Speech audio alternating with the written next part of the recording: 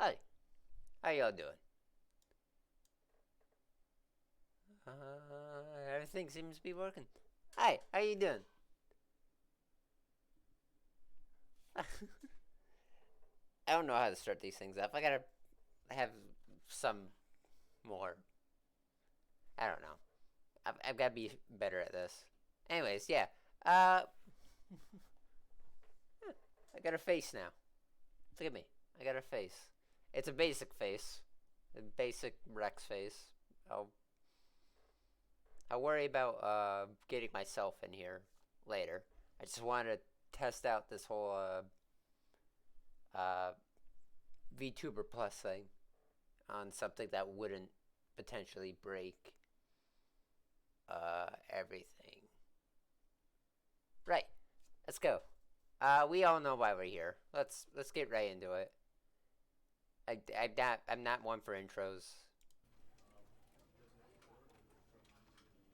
Yeah. It's a Stanley Parable. Oh my god, I love this game. Oh, I love the original.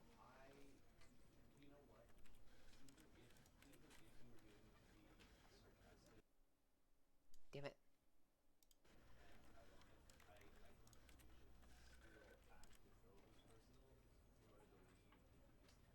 Alright.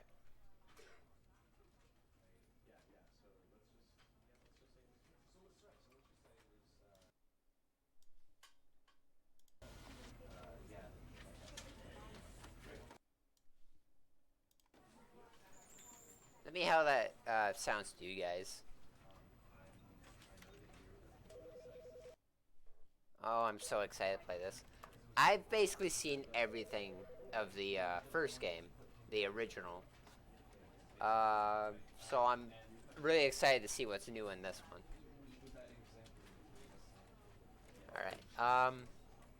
Actually, the game already started off with some weird nonsense. Like right when I started the game to before stream to basically get it set up. It was doing weird stuff. I'll let you guys check it out. Uh, I could not figure out. I'll have to check it later, but I could not figure out how to get the console commands working. So yeah, expect spoilers. This is the story of a man named Stanley. Stanley worked for a company in a big building where he was employee number 427. Employee number 427's job was simple.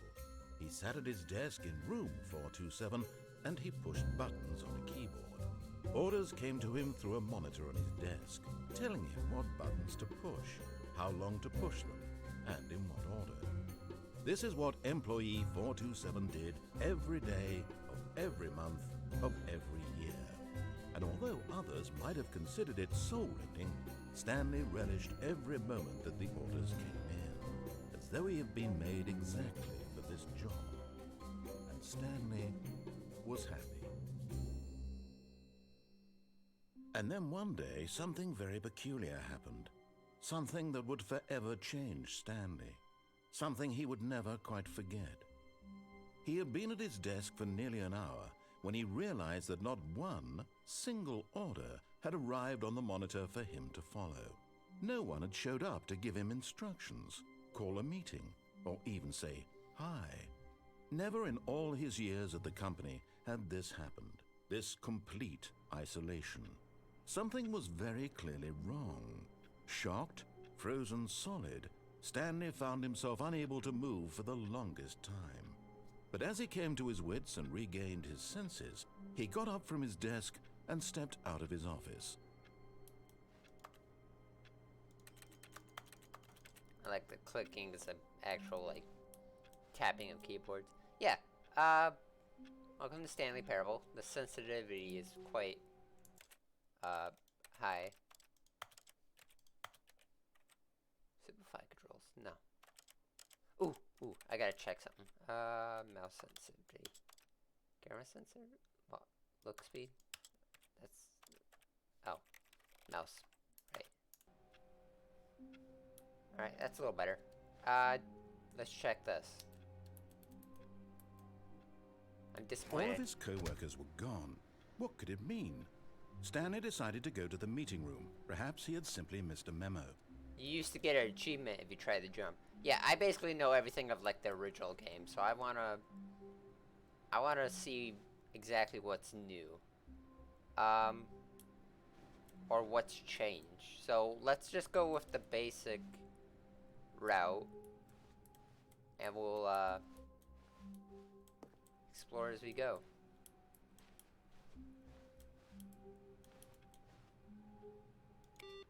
Yeah, you can turn off the computers. Don't forget that. Well, it doesn't do anything, but you can do it. No matter how hard Stanley looked, he couldn't find a trace of his co-workers. Poor guy. Got the. I don't know. It's an easy job, but it's a repetitive one if you're just stuck there sharpening pencils.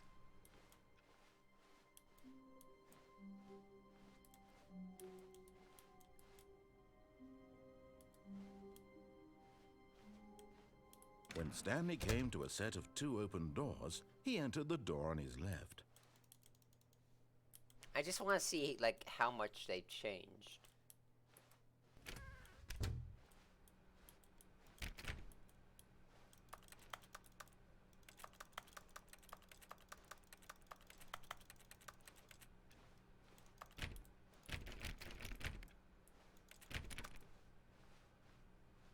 Yet there was not a single person here either.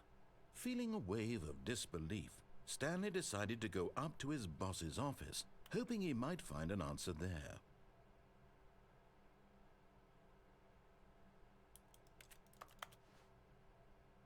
There's probably like a ton of secrets here.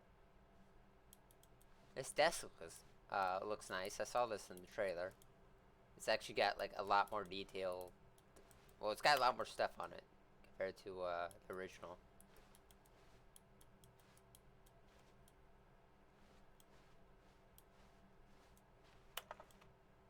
Yeah, slides. Where's the projector? Oh, it's up there. Do not have time to read all this. I clearly do, but I don't want to read all this. Yes! Stanley stepped into the broom closet, but there was nothing here, so he turned around and got back on track.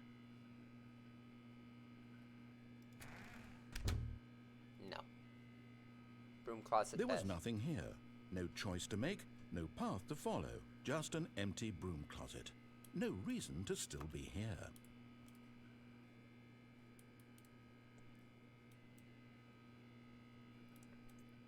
It was baffling that Stanley was still just sitting in the broom closet. He wasn't even doing anything. At least if there was something to interact with, he'd be justified in some way. As it is, he's literally just standing there doing sweet FA. That's what you do in VR. VR chat. Yeah, I'm used to it. Are you really still in the broom closet? Yes. Standing around doing nothing? Yes. Why? Please offer me some explanation here. I'm genuinely confused. Yes. Broom closet. You do realize there's no choice or anything in here, right? If I'd said Stanley walked past the broom closet, at least you would have had a reason for exploring it to find out. But there's duct tape. It didn't even occur to me because literally this closet is of absolutely no significance to the story whatsoever. I never would have thought to mention it. But there's duct tape and a wrench. Maybe to you this is somehow its own branching path. Maybe when you go talk about this with your friend, you'll say, "Oh, did you get the broom closet ending? The broom closet ending was my favorite." I hope your friends find this concerning. Yes. Stanley was fat and ugly and really, really stupid. He probably only got the job because of a family connection. That's how stupid he is. That or with drug money. Also, Stanley is addicted to drugs and hookers. It's a good way to go out. Well, I've come to a very definite conclusion about what's going on right now. You're dead. You got to this broom closet, explored it a bit, and were just about to leave because there's nothing here when a physical malady of some sort shut down your central nervous system and you collapsed on the keyboard. Well, in a situation like this, the responsible thing is to alert someone nearby so as to ensure that your body is taken care of before it begins to decompose. Hello? Anyone who happens to be nearby? The person at this computer is dead. They have fallen prey to any number of your countless human physiological vulnerabilities.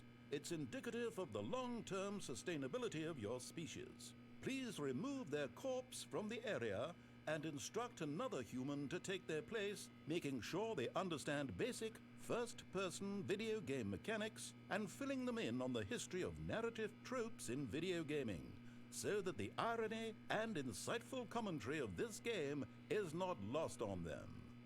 All right, when you've done that, just step out into the hallway. I have a huge smile on my face right now.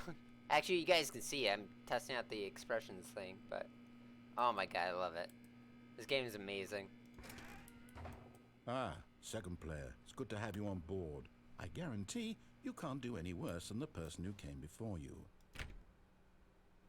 Yeah, I can do pretty bad. You too? Unbelievable. I'm at the mercy of an entire species of invalids. Perhaps there's a monkey nearby you can hand the controls to. A fish? Fungus? Look, you can hammer out the details. I'm not particularly picky. I'll just be waiting for when you're ready to pick up the story again. Actually, I didn't even check if this game has achievements. I'm certain it does. I just didn't check. Coming to a staircase, Stanley walked upstairs to his boss's office. Yeah, we walk up.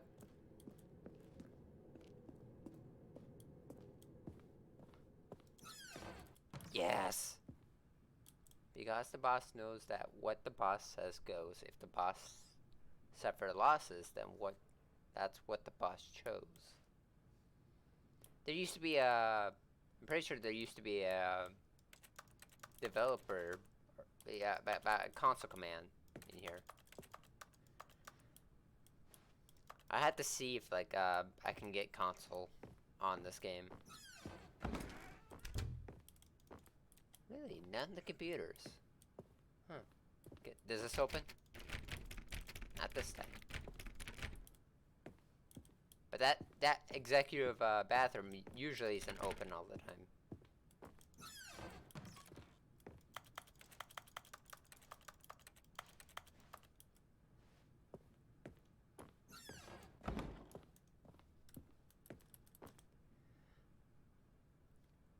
Oh, I want to try stuff, but I know I want to get other endings, but I want to go to the basic run.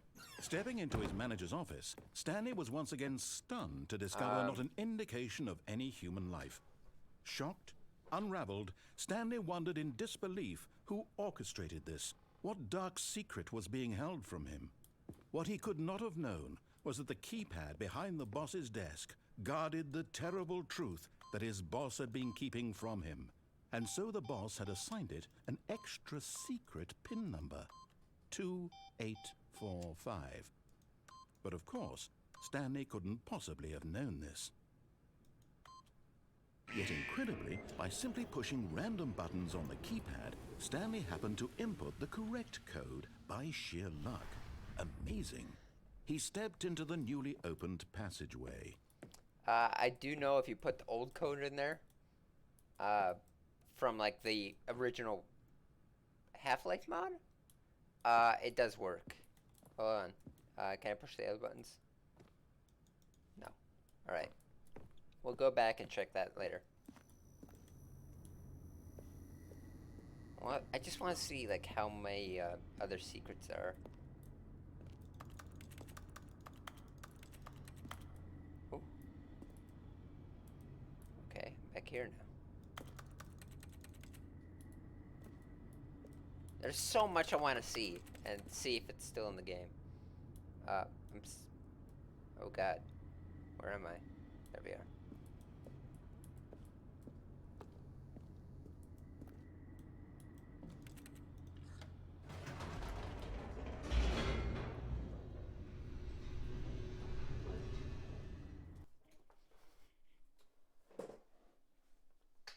Descending deeper into the building, Stanley realized he felt a bit peculiar. It was a stirring of emotion in his chest, as though he felt more free to think for himself, to question the nature of his job. Why did he feel this now, when for years it had never occurred to him? This question would not go unanswered for long. For some reason I was thinking there was like safe space. Stanley walked straight ahead through the large door that read Mind Control Facility.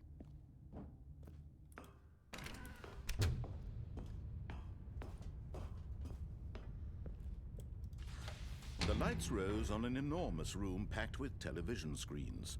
What horrible secret did this place hold? Stanley thought to himself. Did he have the strength to find out?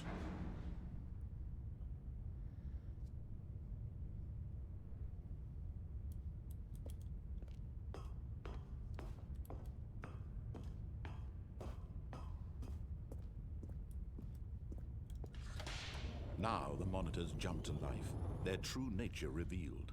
Each bore the number of an employee in the building, Stanley's co-workers.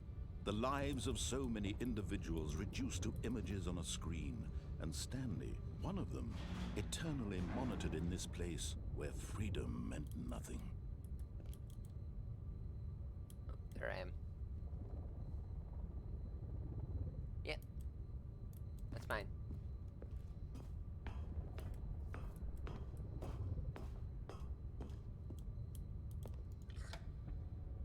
This mind control facility, it was too horrible to believe. It couldn't be true. Had Stanley really been under someone's control all this time? Was this the only reason he was happy with his boring job? That his emotions had been manipulated to accept it blindly? I know there's a secret here, but it's gonna take like 10 minutes. I swear these used to descend. Like, you used to descend before you went on the elevator, so they must have changed that. I want to know how much they changed. I gotta stop shaking the camera. I can literally shake my head. I don't need to be shaking the camera. I can... Only one was fired, apparently. Well, that's right. Huh. I wonder if that's something. Because that's... guy, like, I know what desk that is. That's like right at the beginning. So I'm curious if that has something to do with any of this. Oh. Wait, hold on. There's probably so many secrets in here, but what was that?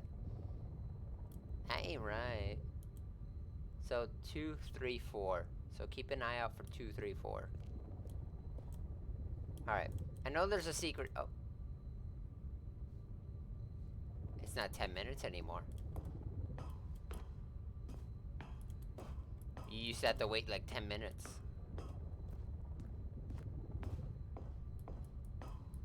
So I think they changed this for convenience, which means, makes me wonder about the other thing.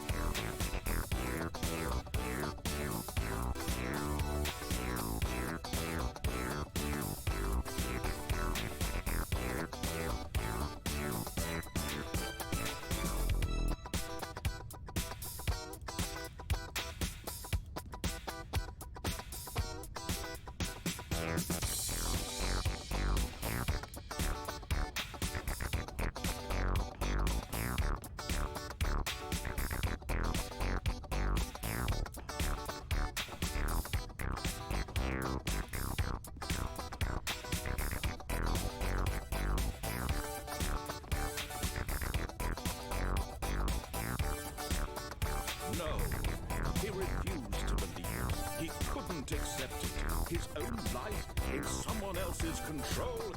Never! It was unthinkable, wasn't it? Was it even possible? Had he truly spent his entire life utterly blind to the world? That was a mood killer, but I love it. Here was the proof. The heart of the operation. Controls labeled with emotions. Happy, or sad, or content. Walking, eating, working. All of it monitored and commanded from this very place.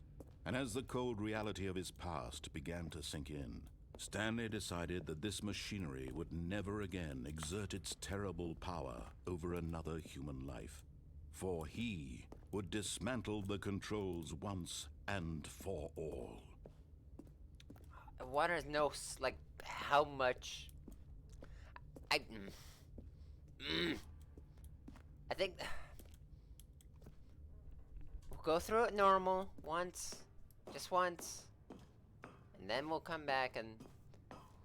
I think the biggest problem is, like, I don't think there's any save state, so I can't exactly... And when at last he found the source of the room's power, he knew it was his duty, his obligation, to put an end to this horrible place and to everything it stood for.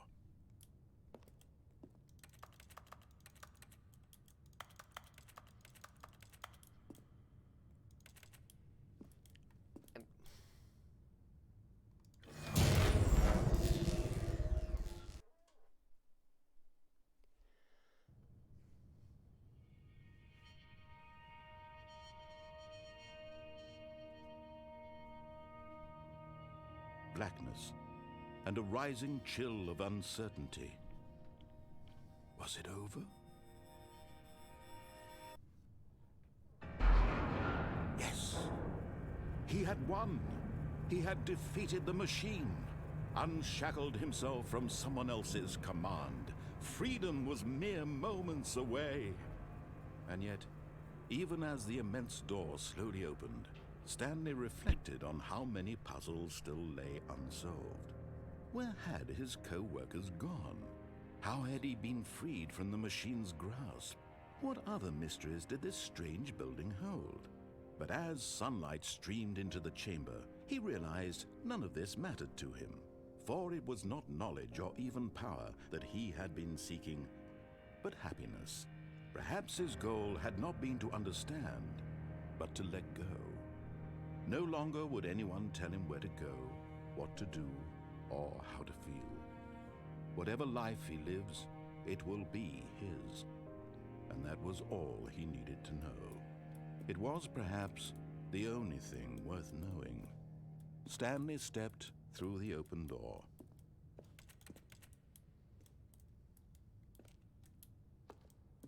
Guess I don't have a choice.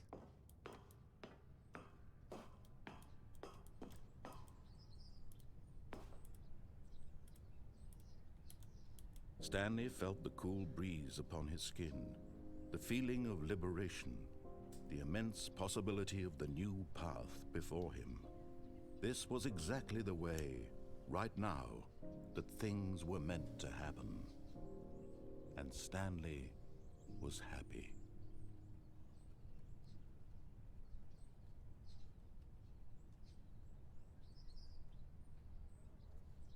Oh. Alright.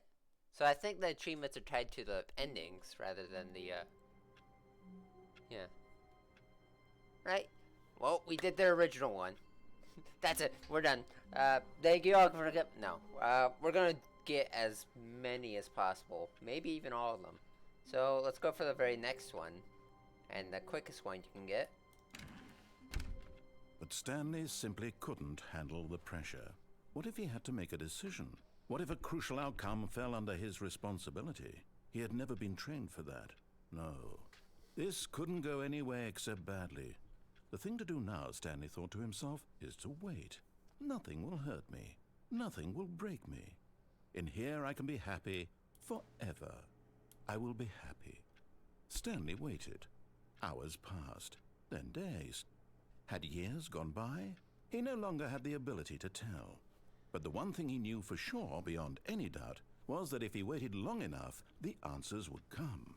Eventually, someday, they would arrive. Soon, very soon now, this will end. He will be spoken to. He will be told what to do. Now it's just a little bit closer. Now it's even closer. Here it comes.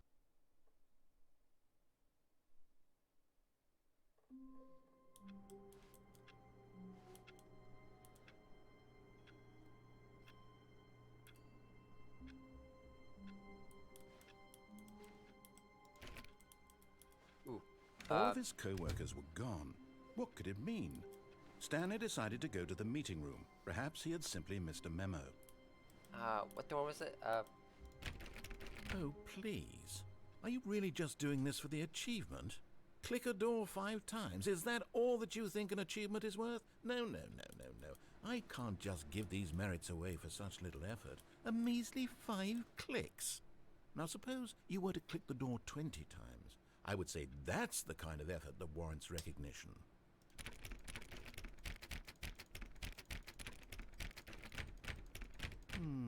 I have to say, I'm still not feeling the satisfaction of witnessing true effort for a noble cause. Perhaps 50 clicks will do it. Yes, almost certainly 50 clicks. All right.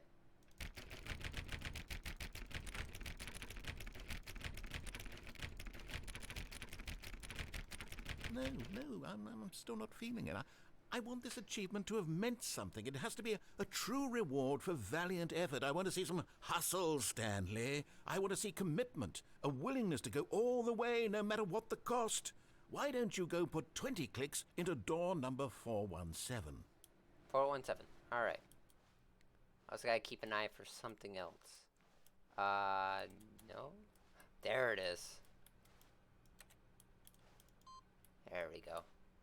417. Oh, great. Now, go click a few times on door 437. 437. Right behind the door here. Excellent. I think we're getting somewhere. Now, door 415. Let's give it 10 clicks or so. 415. This is what true achievement hunting is like. Now, back to door number 437.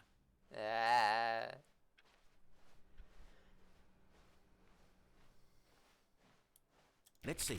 How about you click on, well, I don't know, the copy machine? There you All right, back to room 417. I'm really feeling it now. I think we're getting somewhere. Okay, now go climb on employee 419's desk. There we go. Yes! This is great! You're putting it all on the line, Stanley. I like that. All right, let's keep it up. Go give me a few clicks on door 416. 416, I'm on it. We've almost got it! Now the copy machine, do that one again! I'm on it. Don't rush me.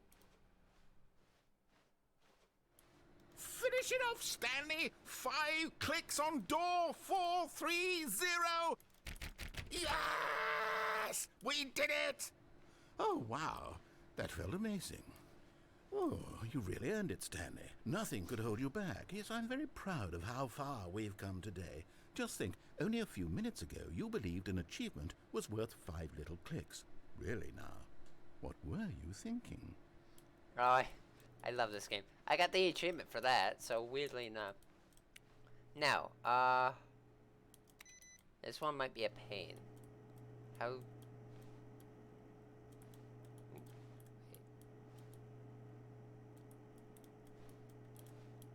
There we are. Get crushed. There we go.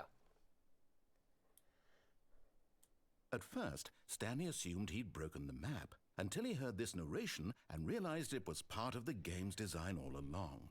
He then praised the game for its insightful and witty commentary into the nature of video game structure and its examination of structural narrative tropes. So, now that you're here, what do you think? Isn't this a fun and unique place to be? Why don't we take a minute just to drink it all in? Okay, I'm over it now. What do you think? Are you sick of this gag yet? No. Ah, then in that case, we'll continue. But now, here comes the real question. What do you think would have happened if you had told me that you wanted this to stop? Do you think it would have been particularly different? would I have taken the same idea but rephrased it superficially to fit that answer? Perhaps you never would even have thought of it if I hadn't brought up the issue in the first place. Oh, now think about it. Will it be worth it for you to restart and then come back here just to do the other option? Clearly, this whole gag takes some time. What if the other option is even longer?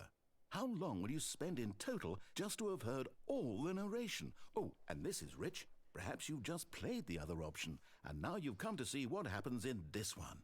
So, what do you think? Which choice was the better one? Imagine if you had selected continue on your first playthrough, how tantalizing it would be not knowing what happens when you pick the other option. Indeed, you are one of the lucky ones. Though if the other option is really miserable to listen to, then perhaps you're not. In fact, I'm just going to say that no one who's listening to this is lucky. Well now, I've built up the other option so much that I'm going to stop talking and leave you to your decision whether to come back here, continue with the game, or just sit in this spot forever and ever. Cheers.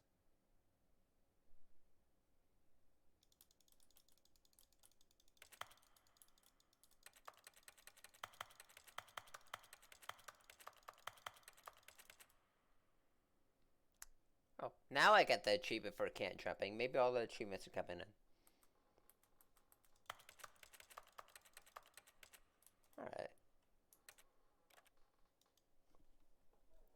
Well, now we gotta do the other option.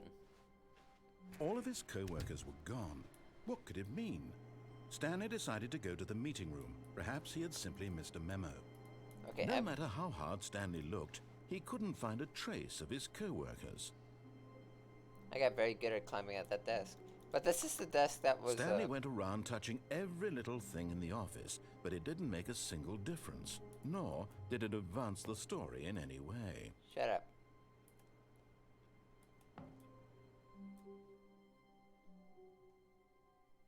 At first, Stanley assumed he'd broken the map, until he heard this narration and realized it was part of the game's design all along. He then praised the game for its insightful and witty commentary into the nature of video game structure and its examination of structural narrative tropes. So, now that you're here, what do you think? Isn't this a fun and unique place to be? Why don't we take a minute just to drink it all in? Okay, I'm over it now. What do you think? Are you sick of this gag yet? Well, I don't know how to say this politely, but you could literally just hit escape and restart the game any old time you want, like right now. You could have done it just then. Now would also be an appropriate time to quit. Any of these points and so many, many more, all of them are appropriate.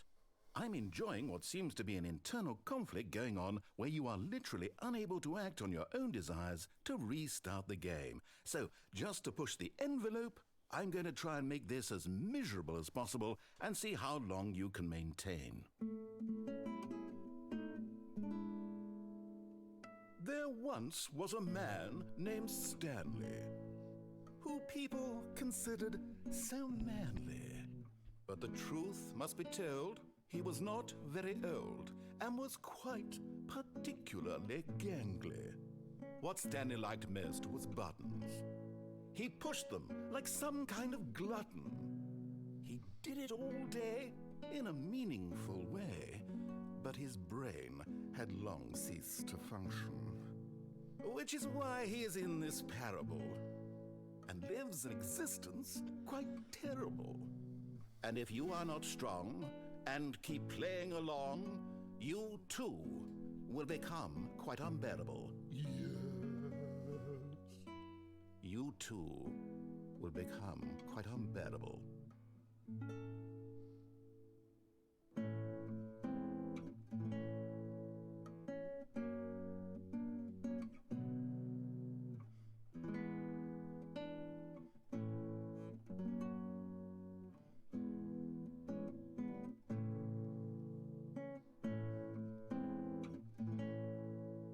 I think this is basically it. And, I think, like, if you wait long enough, like, the music stops or something. I think that's basically it. I'm not gonna wait that long. I do know, like, stuff likes to change around here. Already this was uncomfortable. And Stanley decided that as soon as he found a new space he felt safe in, that he would never leave it again in his life. Ah, shit it. Alright, I need, you. That's number 2. Now, let us continue. Oh. Oh, and I guess this is where Stanley felt he needed to be right now, in this little hallway. Here, with no distractions, to study room 417. Not to actually enter it. No. That would be far too forward. Stanley wanted to know it from the outside. To see it not just with his eyes, but with his heart. He would know room 417 as no man or woman had ever known an office before. That ladder over there. Oh, and that little picture of a horizon or something. It's all just a never-ending parade of joy for Stanley. Yep. Ah, no, apparently not. Oh, alright.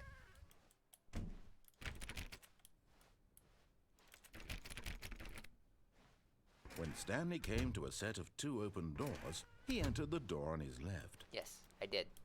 That's a very bright computer. I want to check something. Yet there was not a single person here either. Feeling a wave of disbelief, Stanley decided to go, oh no, no, not again. I won't be part of this. I'm not going to encourage you. I'm not going to say anything at all.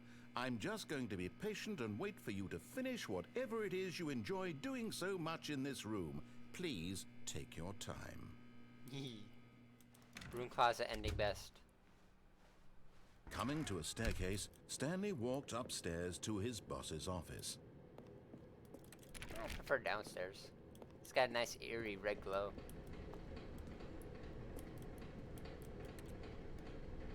I probably says something, but I can't read it. I don't have a zoom. But Stanley just couldn't do it. He considered the possibility of facing his boss, admitting he had left his post during work hours. He might be fired for that. And in such a competitive economy, why had he taken that risk? All because he believed everyone had vanished? His boss would think he was crazy. And then something occurred to Stanley.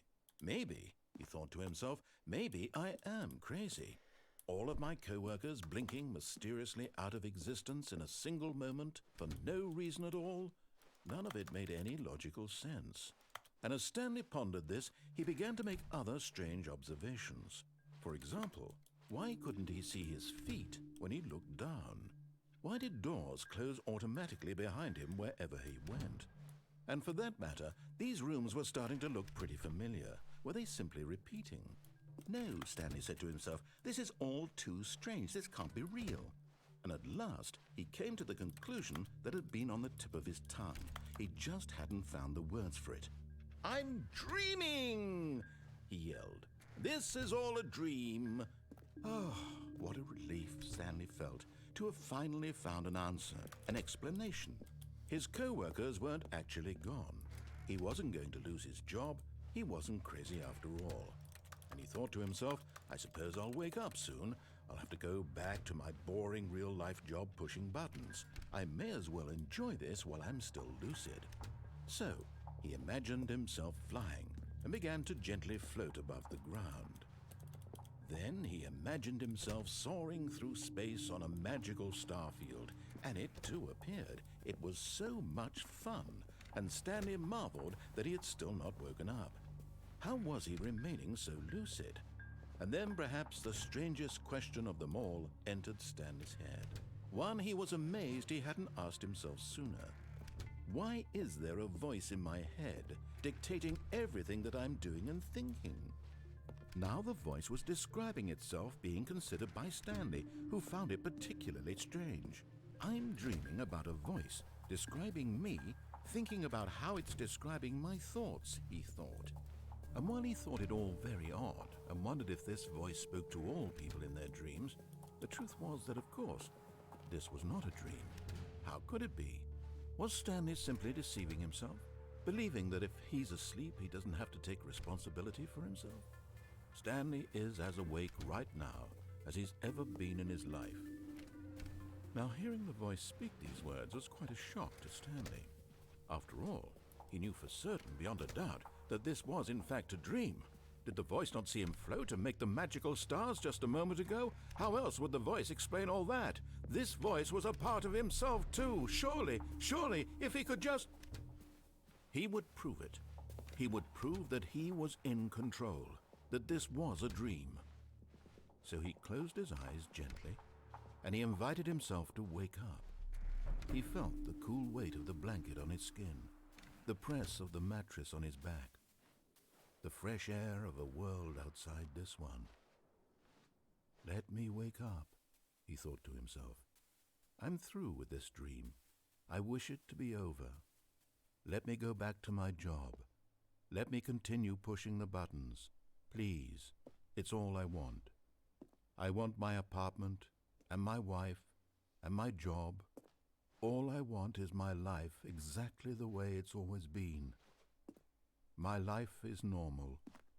I am normal. Everything will be fine. I am okay.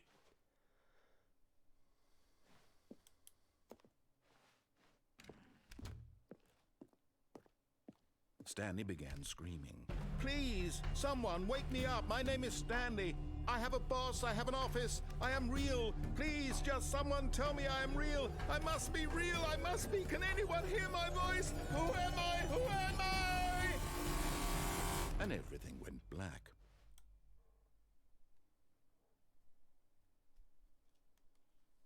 This is the story of a woman named Mariella. Mariella woke up on a day like any other. She arose, got dressed, gathered her belongings, and walked to her place of work. But on this particular day, her walk was interrupted by the body of a man who had stumbled through town talking and screaming to himself, and then collapsed dead on the sidewalk. And although she would soon turn to go call for an ambulance, for just a few brief moments she considered the strange man. He was obviously crazy, this much she knew. Everyone knows what crazy people look like. And in that moment, she thought to herself how lucky she was to be normal. I am sane. I am in control of my mind. I know what is real and what isn't. It was comforting to think this, and in a certain way, seeing this man made her feel better. But then she remembered the meeting she had scheduled for that day, the very important people whose impressions of her would affect her career, and by extension, the rest of her life. She had no time for this, so it was only a moment that she stood there, staring down at the body. And then she turned and ran.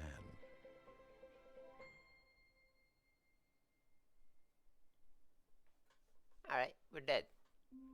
We killed Stan of the League. The meeting room. Yes, that's where everyone would be. Stanley just needed to get to the meeting room, and from then on, he would never be alone ever again. Alright, to the meeting room. Away. Keep an eye out for computers.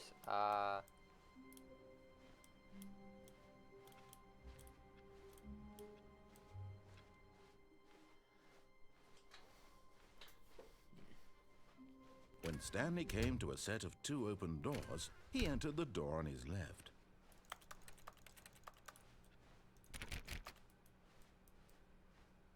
Yet there was not a single person here either.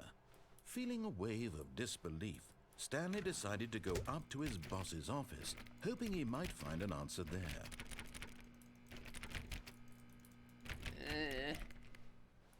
I want my broom closet. Right. Coming to a staircase, Stanley walked upstairs to his boss's office. Yeah, I thought so. Ooh. Yay! Oh.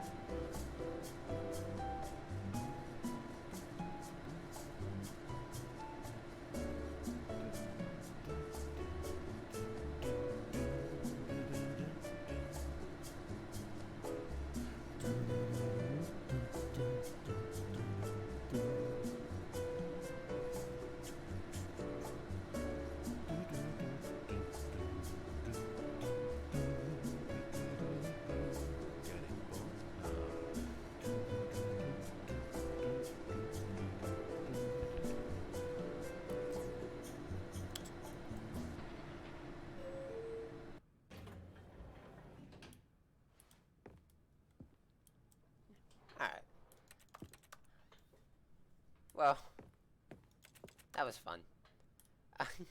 I I think the narrator's humming and all that was new. All right. 2845 47 2847. Stepping into his manager's office, Stanley was once again stunned to discover not an indication of any human life. What could it mean? Stanley wondered aloud to nobody. He began wildly tearing through papers on the boss's desk, pulling books off the shelf, looking behind paintings, desperate for clues to his situation. But his attention was caught by a keypad behind the boss's desk. What could its purpose be? In fact, Stanley was in such a rush to get through the story as quickly as possible, he didn't even have a single minute to just let the narrator talk. That kind of anxiety isn't healthy, so he relaxed for a few moments with some calming New Age music.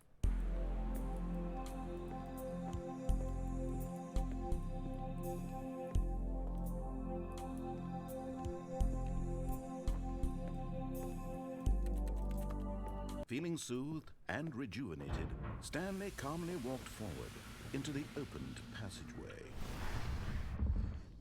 Yeah. Alright. So if you put the code in too fast, he slows you down. And then you can put the those 8s, just 8.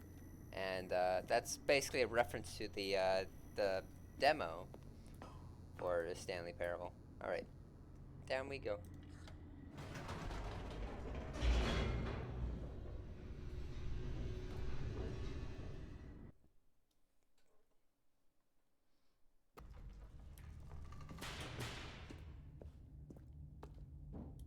Stanley walked straight ahead through the large door that read Mind Control Facility.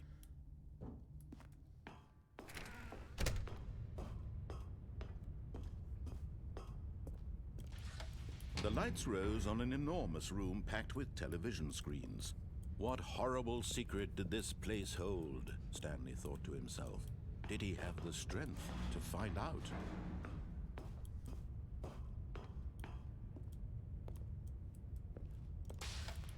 Now the monitors jumped to life, their true nature revealed. Each bore the number of an employee in the building, Stanley's co-workers. The lives of so many individuals reduced to images on a screen, and Stanley, one of them, eternally monitored in this place where freedom meant nothing. I wonder what happens if you jump off. This mind control facility, it was too horrible to believe. It couldn't be true. Had Stanley really been under someone's control all this time? Was this the only reason he was happy with his boring job? That his emotions had been manipulated to accept it blindly?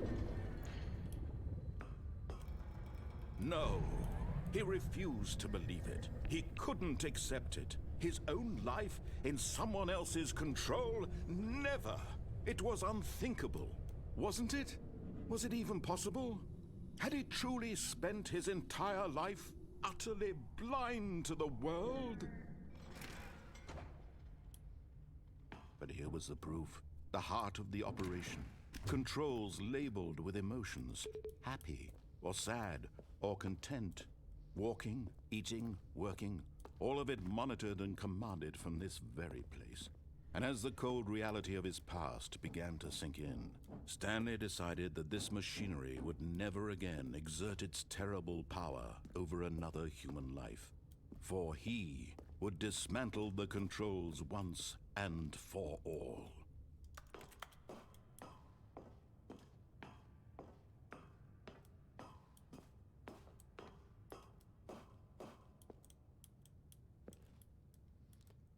Right, so I know what's gonna happen here.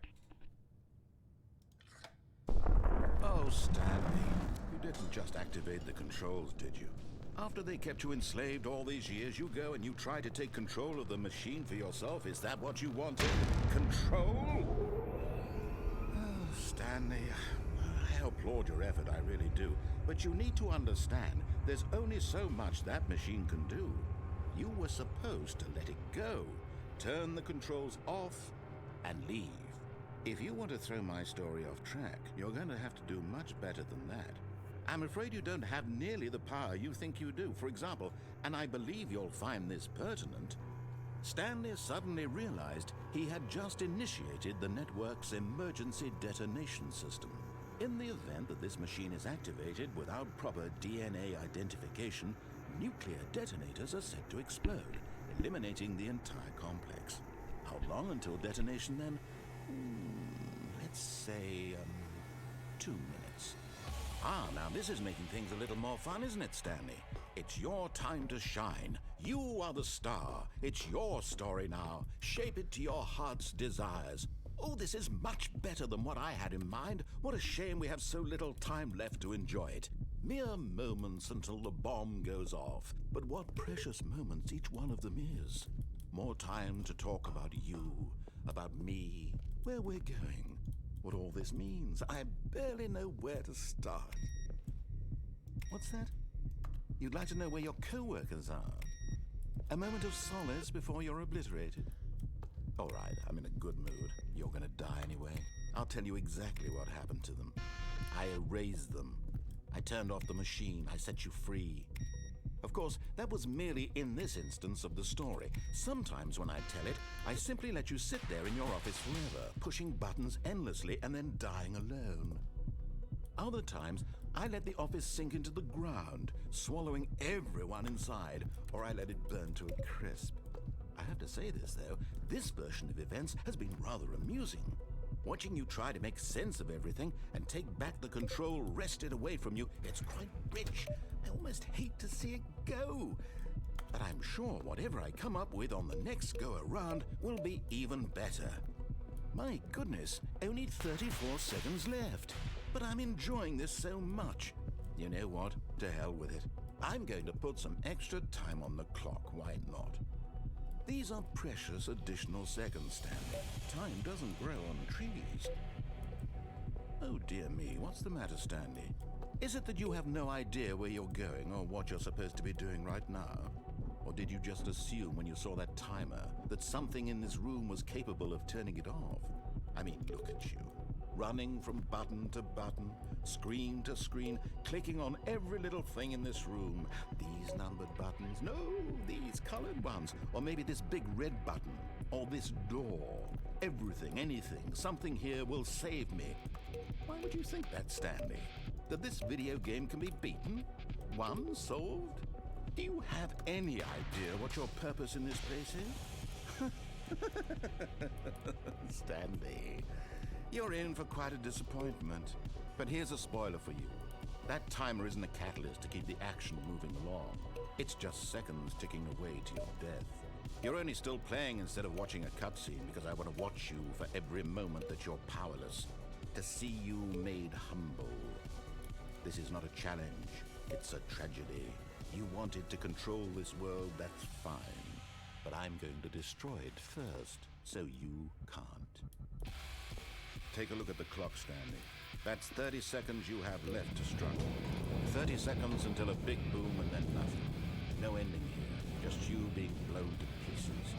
Will you cling desperately to your frail life, or will you let it go peacefully? Another choice. Make it count, or don't. It's all the same to me, all a part of the joke. And believe me, I will be laughing at every second of your inevitable life from the moment we fade in until the moment I say, happily ever after.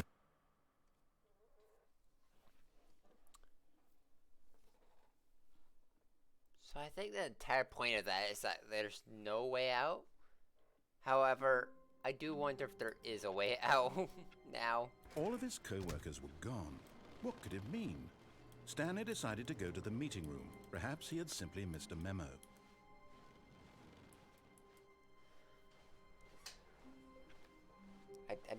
It makes me curious if there actually is a way out. When Stanley came to a set of 2 open doors, he entered the door on his left.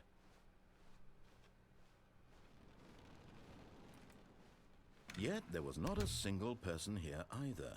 Feeling a wave of disbelief, Stanley decided to go up to his boss's office. Coming to a staircase, Stanley walked upstairs to his boss's office. Okay, I think we all...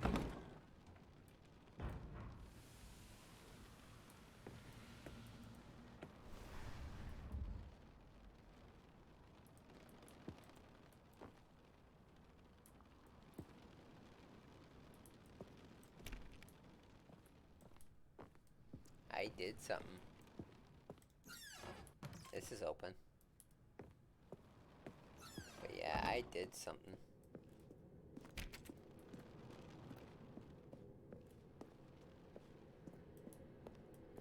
Yeah, you can't go down. Basically everything that happens in this game, and everything you can do in this game, has a reason.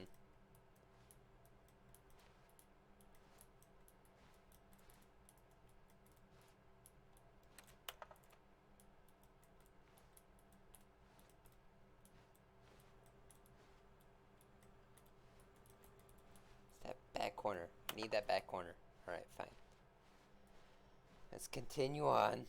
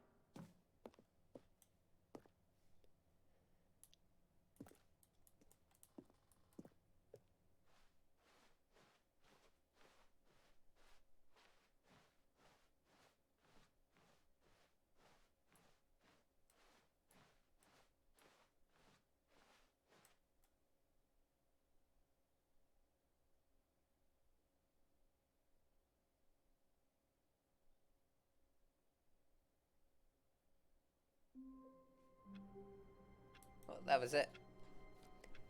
That's the escape pod. Well, you don't even get an achievement for that. It's just like something cool you can do. But we also got this. Those computers.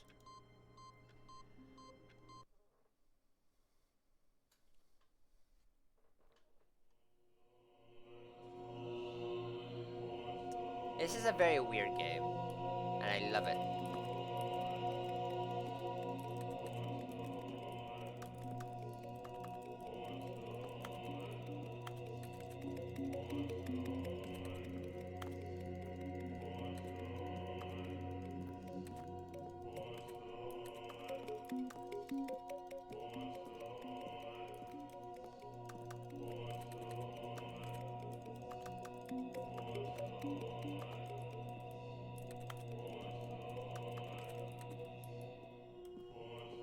I don't think there's any way about actually pushing all these. They kind of respawn.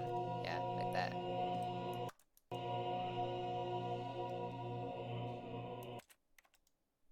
Yeah.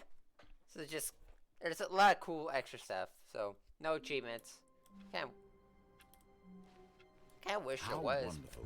Stanley was alone. Finally. This is great, he thought to himself. This is what I've wanted all along. I got what I wanted. Alright, let's go for the speedrunner achievement, which is basically just run. When Stanley came to a set of 2 open doors, he entered the door on his left. Gotta go for the basic ending, or the, you know. Yet there was not a single person here either. Feeling a wave of disbelief, Stanley decided to go up to his boss's office. Coming to a staircase, Stanley walked upstairs to his boss's office. Yeah, hurry. Here's the door, just go.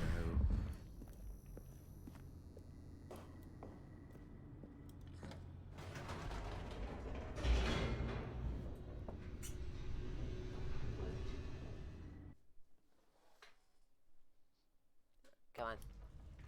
Speed run. Stanley walked straight ahead through the large door that read Mind Control Facility.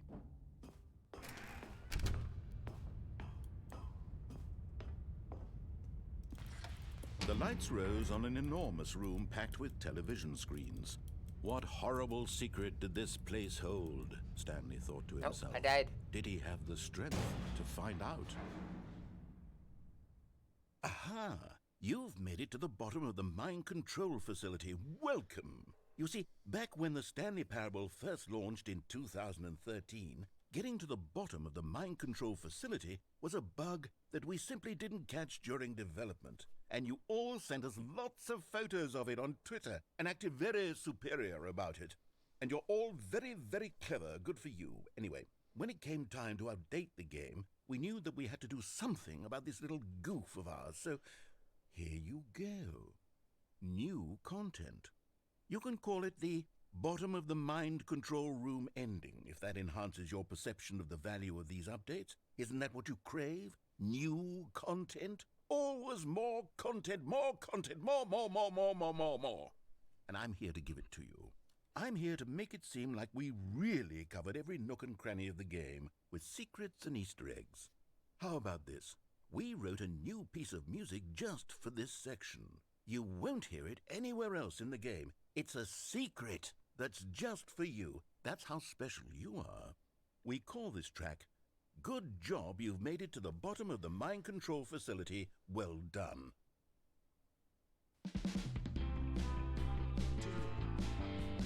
Good job, you did it. Good job. 3, 2, 1. Good job, you made it to the bottom of the mind control facility. You jumped on the catwalk. You should have been careful. You should have been careful. It used to be a bug, but now it's an ending. Now it's an ending. I believe in you. I believe in your ability to cross this barrier and chase your dreams. But railings don't mean anything. Good job, you did it. Good job, you did it. Good job, you did it. Good job, you did it. Good job, you did it. Good job, you did it. Good job, you did it. Good job, you did it. Good job, you did it. I didn't mean to do it, but I did it.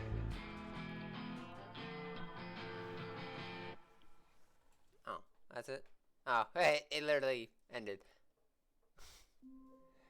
I didn't mean to do that. I was trying to All speedrun. of his co-workers were...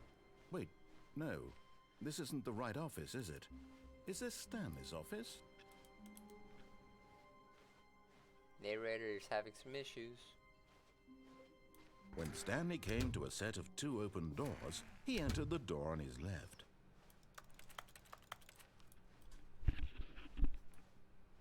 Yet there was not a single person here either.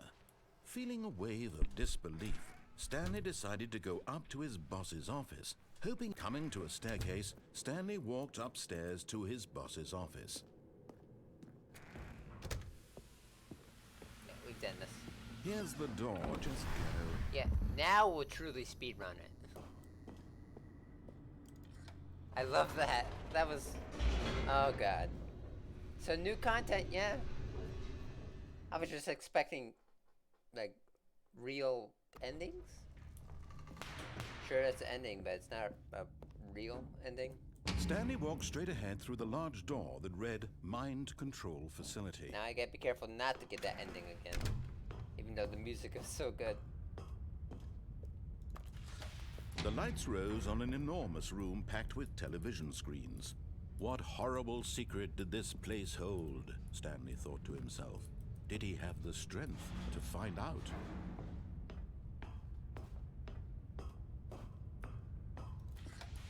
Now the monitors jumped to life, their true nature revealed.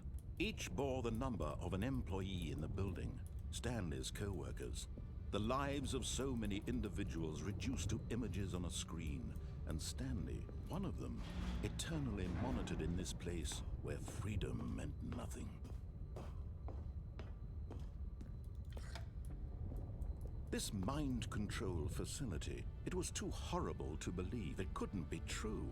Had Stanley really been under someone's control all this time? Was this the only reason he was happy with his boring job? That his emotions had been manipulated to accept it blindly? No, he refused to believe it. He couldn't accept it. His own life in someone else's control? Never! It was unthinkable, wasn't it? Was it even possible? Had he truly spent his entire life utterly blind to the world? But here was the proof, the heart of the operation. Controls labeled with emotions, happy or sad or content. Walking, eating, working, all of it monitored and commanded from this very place. And as the cold reality of his past began to sink in, Stanley...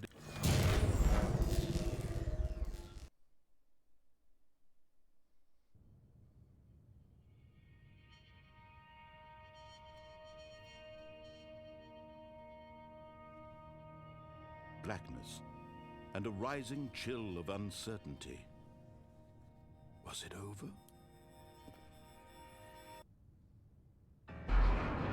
Yes! He had won!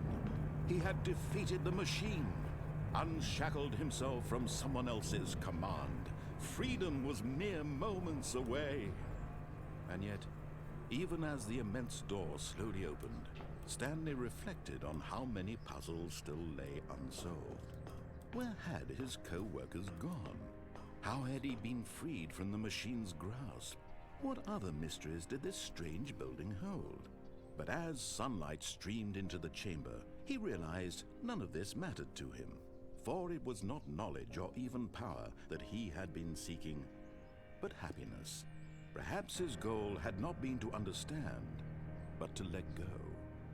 No longer would anyone tell him where to go, what to do, or how to feel. Whatever life he lives, it will be his. And that was all he needed to know. It was perhaps the only thing worth knowing. Stanley stepped through the open door. Stanley felt the cool breeze upon his skin, the feeling of liberation, the immense possibility of the new path before him. This was exactly the way, right now, that things were meant to happen. And Stanley was happy.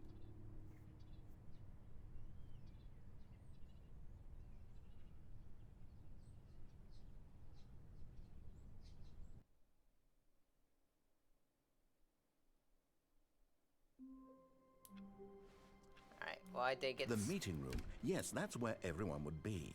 Stanley just needed to get to the meeting room, and from then on, he would never be alone ever again. Well, I didn't get the achievement for speedrunning, so either I fucked it up, or it's not in the game anymore. I haven't checked any of the achievements. When Stanley came to a set of 2 open doors, he entered the door on his left. Let's finish off the left side. Supposedly finish off the left side. Yet there was not a single person here either. Feeling a wave of disbelief, Stanley decided to go up to his boss's office, hoping he might find an answer there. I want the broom closet. Coming to a staircase, Stanley walked upstairs to his boss's office. You opened again? Yes. Yeah, we get this. Here's the door, just go. Right, and down.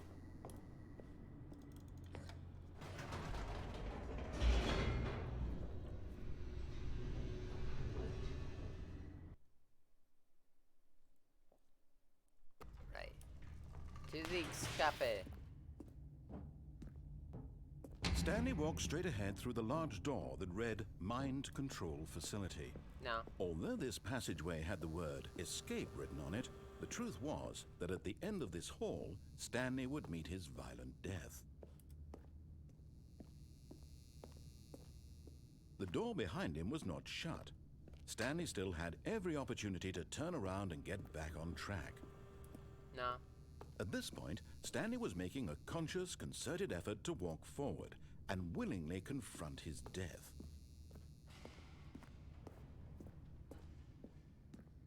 No.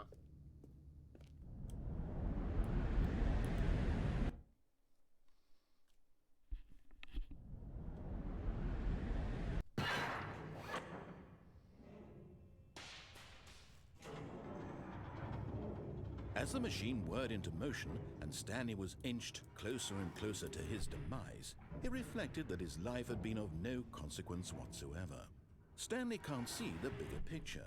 He doesn't know the real story, trapped forever in his narrow vision of what this world is. Perhaps his death was of no great loss, like plucking the eyeballs from a blind man. And so he resigned and willingly accepted this violent end to his brief and shallow life. Farewell, Stanley.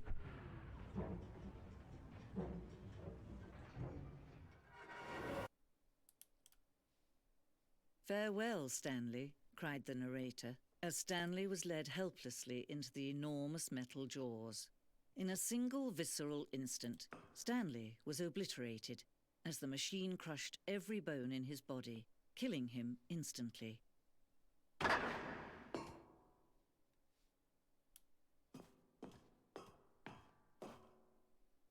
And yet it would be just a few minutes before Stanley would restart the game, back in his office, as alive as ever. What exactly did the narrator think he was going to accomplish?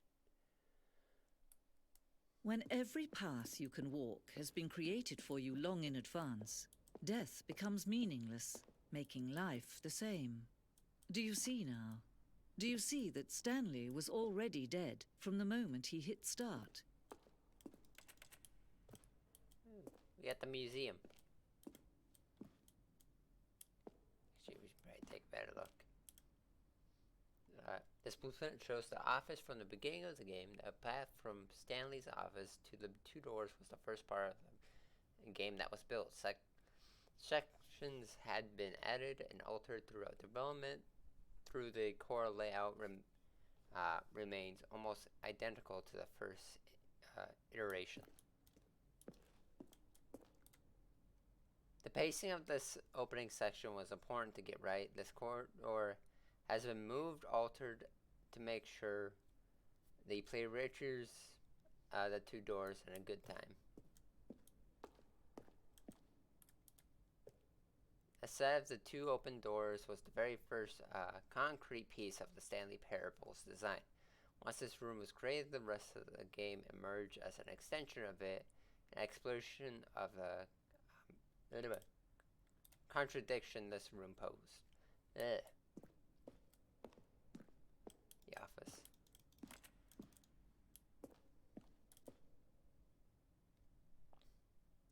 A selection of the sounds used throughout the game when buttons are pressed. Each sound is a mix of keyboard strokes and synthesized tones.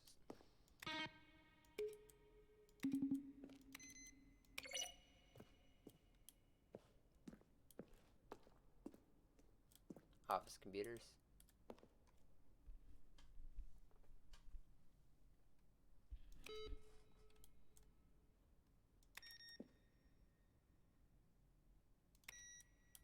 You just turn them off. Filing cabinets.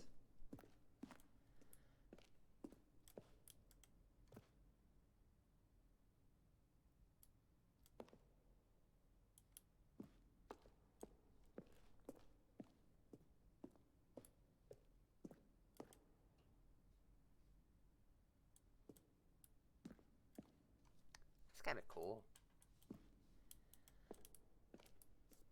Office clocks.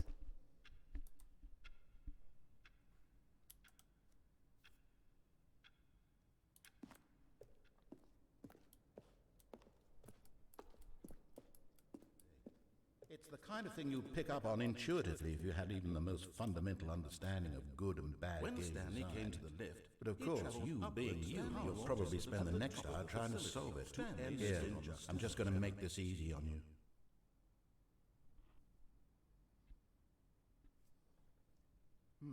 Let's see. Stanley walked through the green door.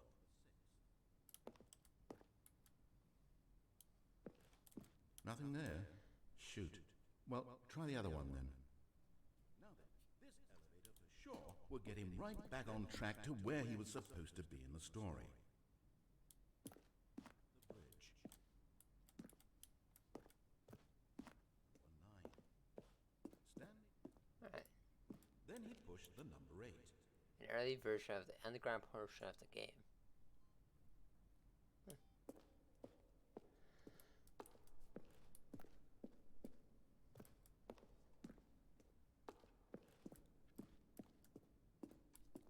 Freedom ending. This is the very first incarnation of the freedom ending in the game's alpha. Countdown desk. What?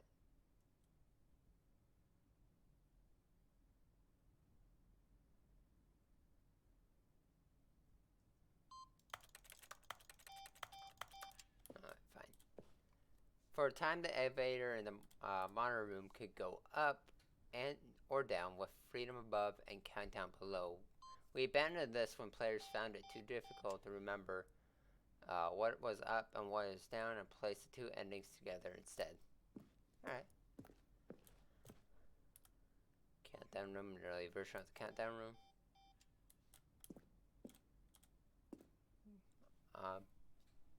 Motion room elevator. For a time, the elevator in the motion room could go up and down with freedom above and countdown below. We abandoned this when players found it too difficult. Yeah, remember.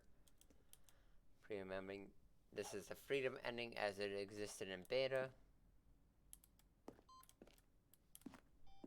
That's the exit over there.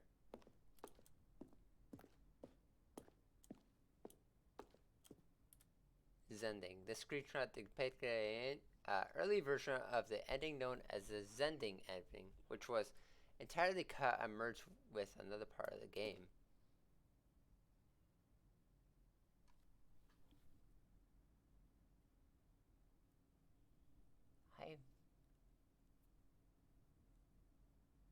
I've never seen that.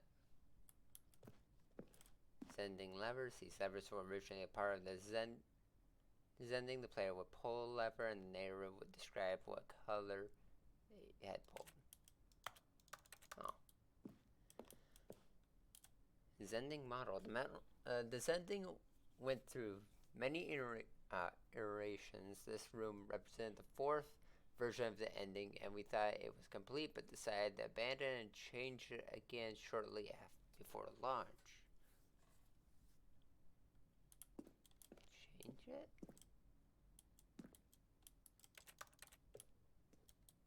Is this like a new ending, or is this... what is this? Escape menu. For a long time, we had an ending that only ended when the player restarted from the escape menu. Fortunately, very few players realized this was what they were supposed to do, which was frustrating for them.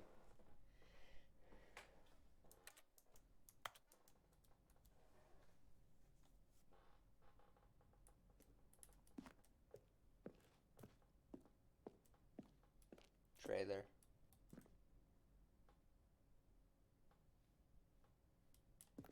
It's just trailers. Alright. Oh, well, I'm good on trailers. You can watch the trailers yourself. Alright, meeting room. Okay. Maintenance layout. The flow of hallways following the first two doors was important to get right, since players would play them so many times. We discussed a number of designs, but ultimately it was the simplest version that won out.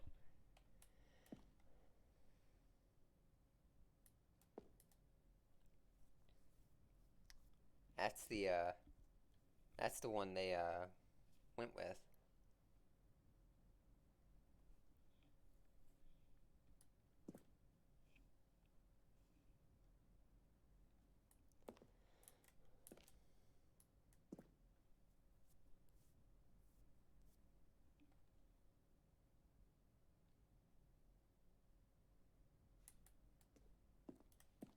Or at least close to it. The cargo lift was always intended to offer the choice of staying on or jumping to a different path. However, after this early version, we decided we also wanted the option of the player falling to their death. The cargo lift, the second version, is functionally the same as what's in the final game, but we wanted it to look more like a place where cargo was actually stored. The apartment timer. In our previous version of the choice leading to the apartment ending, a timer would give you 15 seconds to pick up the phone. Not picking up the phone would lead to a different ending. It's so cool. It could all absolutely be like fake, made up. An early version of the image. I think it is real. It's all real. We're all real. Warzone. And when we designed an ending where Stanley would end up on a battlefield fighting aliens, the action game would become sentient and would wage war against the narrator. We realized shortly after starting to build it, it was way too far too jokey and on the nose for the tone of the game. Plus, some people interpret it as making fun of people who like shooters, which was not our intentions.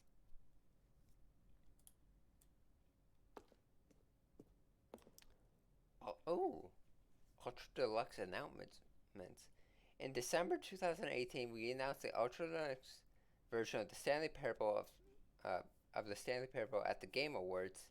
These are screenshots of the videos we made for the announcement and the game's delay. Oh, that's the bottom of the yeah. So they're showing you like there is an ending at the bottom of the thing. My control room. Why is there money? I want money. Welcome back. Play for. Why is there money? That's a web browser. There's probably so many like damn secrets in this. Early version, yeah. We're back downstairs. I don't think there's any way getting up there.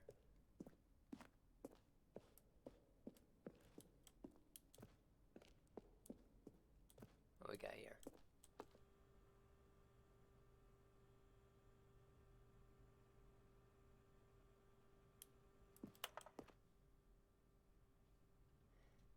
Narrator emails. After the second trailer we sent out, we asked people to email the narrator for questions. While we had initially planned to use these further promotional materials, we never found the perfect use for them. Here are a selection of those emails.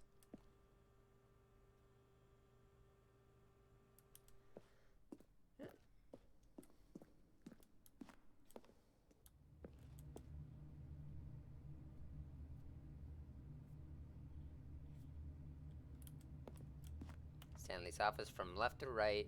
The evolution of Stanley's office over time. The first was created in November 11th. The second was March 12th. And the third in February 13th. Really? Took a year to design an office? Huh. Game design mockup. This is the level that William, the level designer, sent Dave Lee, the writer, as a kind of addition piece. The strength of this level got William hired to design the full game. Through much of the environment has changed, the basic layout from this mock-up is still in the game. And I know where it is. Ooh. I know exactly where that is.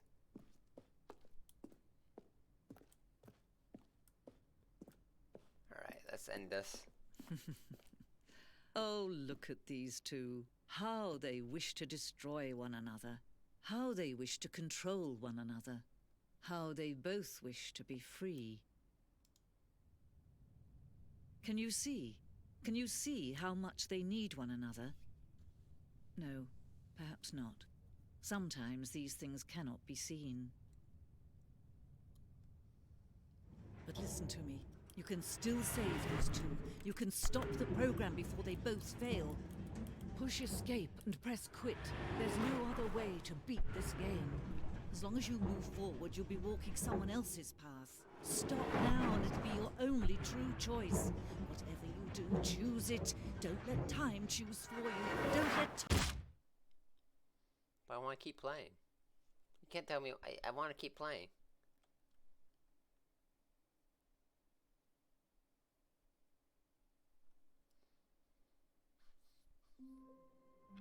Ooh. Right, things do change randomly. So we get this. All of his co-workers were gone. What could it mean?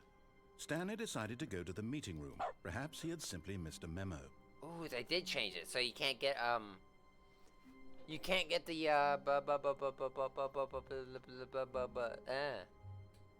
can't get console anymore, but now. All right. Actually, I wonder if that's now available in the settings. Actually, it would be a cool idea if it was. It does not look like it. Interact with E. Why would I want to interact with E? I can click. No, it doesn't look like it. Alright. Well, alright, fine. But yeah, we got a new office layout. When Stanley came to a set of 2 open doors, he entered the door on his left. Oh, now we gotta go right. Oh. This was not the correct way to the meeting room, and Stanley knew it perfectly well. Perhaps he wanted to stop by the employee lounge first, just to admire it.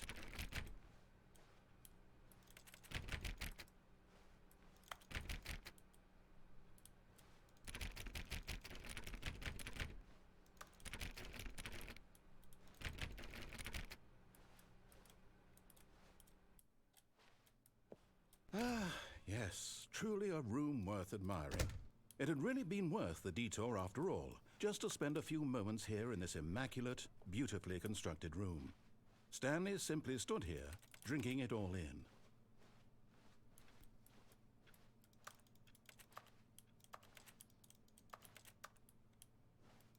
Yes, really, really worth it being here in the room. A room so utterly captivating that even though all your co-workers have mysteriously vanished, here you sit looking at these chairs and some paintings. Really worth it. Yes, it is.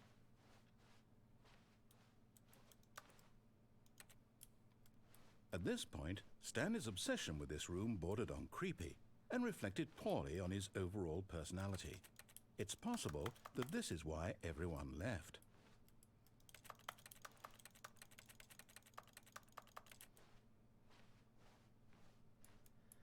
Stanley sat around waiting for more dialogue, but when a long time had passed and there was no more, he decided that the game was trying to send him a message.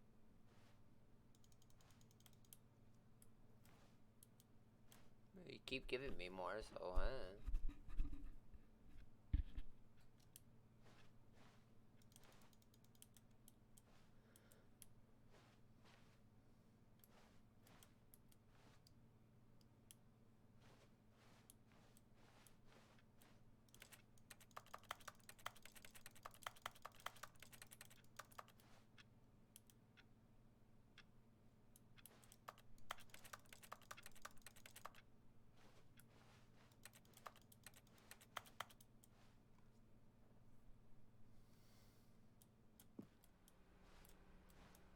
But at last, he'd had enough of the amazing room and took the first open door on his left to get back to business. fine. And so he detoured through the maintenance section, walked straight ahead to the opposite door, and got back on track.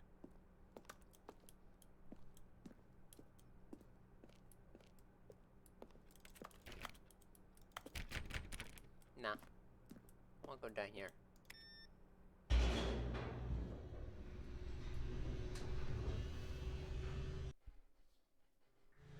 But Stanley didn't want to go back to the office. He wanted to wander about and get even further off track. So now, in order to get back, he needed to go, from here, it's, left. Oh, no, it's to the right, my mistake. No, not the right. Why would I have ever said it was to the right? What was I thinking? It's clearly... Oh dear, would you hold on for a minute, please? Now, let's see. We went down right, left, down, left, right. Yep, okay, yes. I've got it now. This story is absolutely, definitely this way.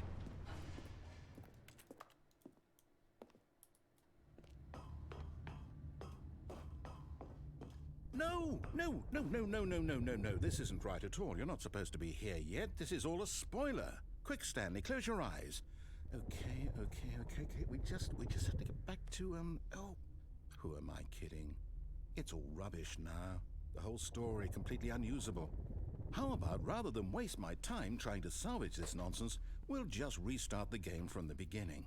And this time, suppose we don't wander so far off track, Okay, from the top.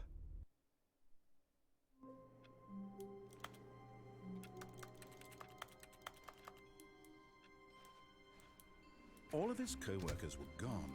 What could it mean? Stanley decided to go to the meeting room. Perhaps he had simply missed a memo.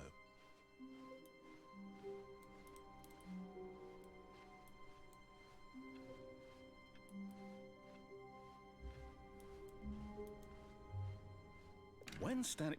Wait, what? No, I restarted. I swear I definitely restarted the game over, completely fresh. Everything should be... Oh, did something change? Stanley, did you change anything when we were back in that room with all the monitors? Did you move the story somewhere or...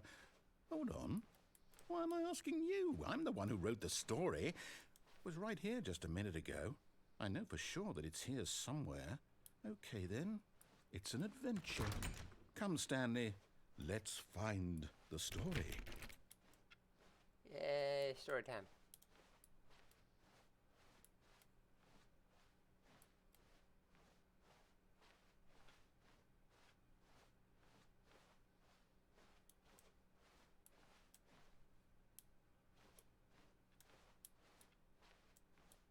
Back here. Let's go through again.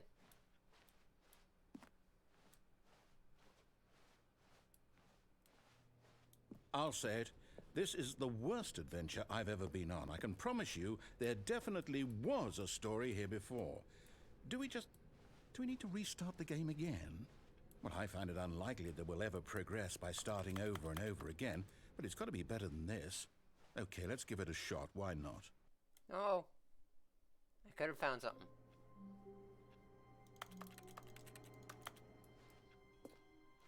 All of his co-workers were gone. What could it mean? Stanley decided to go to the meeting room. Perhaps he had simply missed a memo.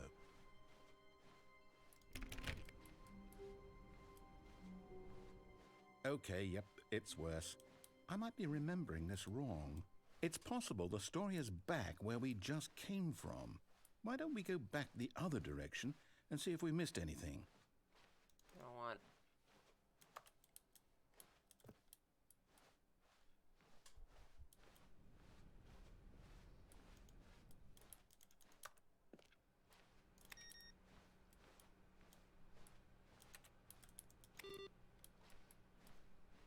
Aha! I knew we'd missed something. The story. Here it comes. No, wait, never mind. Not the story. Okay, let's head back the other way and retrace our steps. Now this... Well, I'll be honest, I don't recognize this place at all. Is this the story? I don't think so. I can't quite recall, but I believe my story took place in an office building. Is that correct? Do you remember, Stanley? Well, do you know what? Since I've completely forgotten what we were supposed to be doing, how about this? You win! Congratulations! I know you put in a lot of hard work, and it really paid off, so good job. Oh, no. No, I don't feel right about this at all.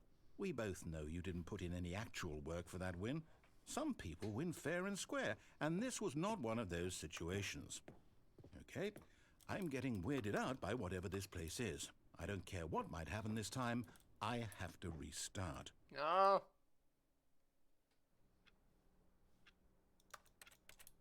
All right, I've got a solution. This time, to make sure we don't get lost, I've employed the help of the Stanley Parable Adventure Line.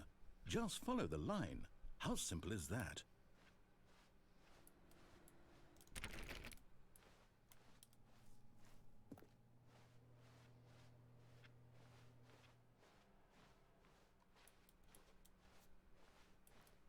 No, I'm down. We're leaving it up to the line from now on.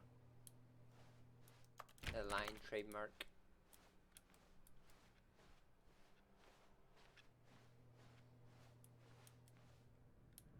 Away. You see? The line knows where the story is. It's over in this direction. Onward, Stanley, to destiny. Though, here's a thought. Wouldn't wherever we end up be our destination, even if there's no story there? Or to put it another way, is the story of no destination still a story? Simply by the act of moving forward, are we implying a journey such that a destination is inevitably conjured into being via the very manifestation of the nature of life itself? Okay, Stanley, I need to follow this train of thought for a minute. Just stick with me. Now, we can both agree that the nature of existence is in fact a byproduct of one's subjective experience of that existence, right? Okay. Now, if my experience of your existence rests inside of your subjective experience of this office, is this office, in fact, the skeleton of my own relative experiential mental subjective construct? Whoa.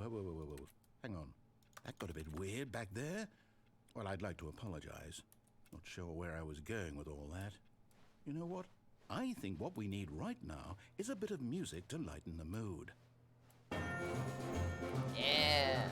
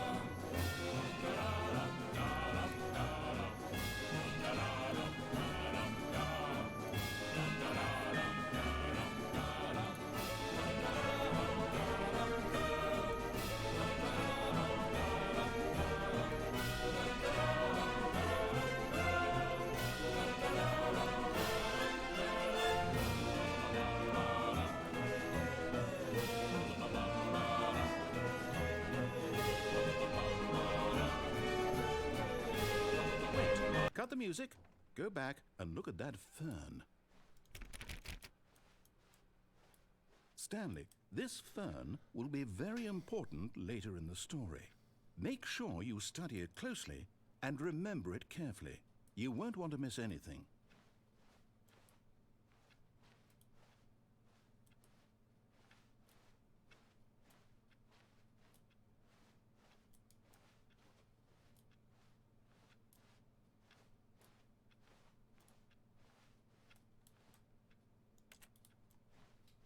Got it.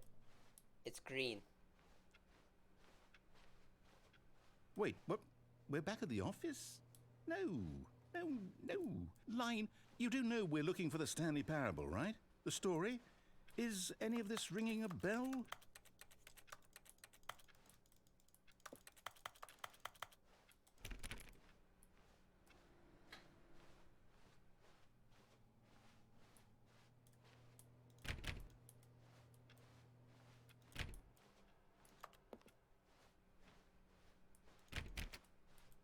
Still missing the doors. Did we make a mistake following the line? Perhaps we could have found the story on our own. Probably.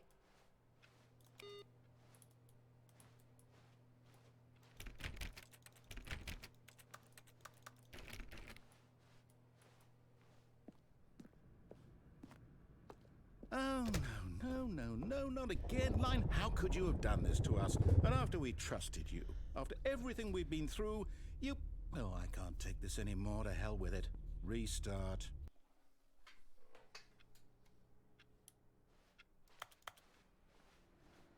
You know what, Stanley? I say forget the adventure line. What's it ever done for us? We're intelligent people, right? Why can't we make up our own story? Something exciting, daring, mysterious. Ooh, this all sounds perfectly doable. Why don't we simply start wandering in, well, I don't know. How about this direction? Well, fine, but I like you, Line. You're cool with me. You got good music. Now, yes, this is exciting. Just me and Stanley forging a new path, a new story. Well, it could be anything. What do you want our story to be? Go wild. Use your imagination.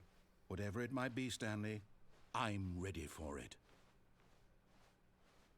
Oh, no, not you again. Stanley, I'd also like to veto the line from having any role in our awesome new story. No lines or monitor rooms. Just don't acknowledge it, and we should be fine. Alright, I'm not acknowledging it.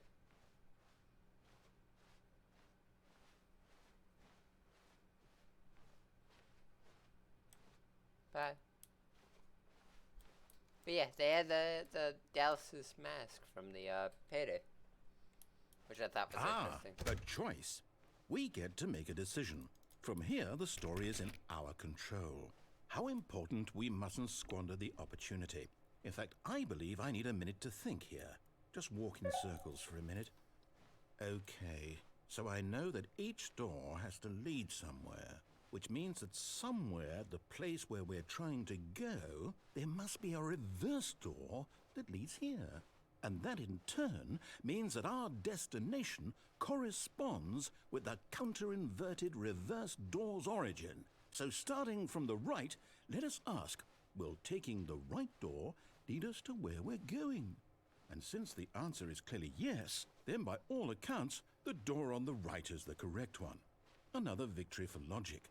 Come, Stanley, our destiny awaits. Fine. Oh, hold up, what's this? The confusion ending. You're telling me that's what this is? It's all one giant ending? And we're supposed to restart the game, what, eight times? That's really how all this goes? It's all determined? So now, according to the schedule, I restart again. Then what? Am I just supposed to forget? Well, what if I don't want to forget? My mind goes blank simply because it's written here on this thing, wall. Well, who consulted me? Why don't I get to decide? Why don't I get a say in all of this? Is it really? No, it can't be. I don't want it to be. I don't want the game to keep restarting. I don't want to forget what's going on. I don't want to be trapped like this. I won't restart the game. I won't do it. I won't do it. I won't do it. And the timer stopped? Does that mean, did we do it? Did we break the cycle? The, whatever it is that made this schedule? How would we even know? Will someone come for us? Will something happen? So, okay. I guess now we just wait. You know, I suppose in some way that this is a kind of story, wouldn't you agree? I'm not quite sure if we're in the destination or the journey, though they're always saying that life is about the journey and not the destination. So I hope that's where we are right now. We'll find out, won't we? Eventually. Well, in the meantime, if you...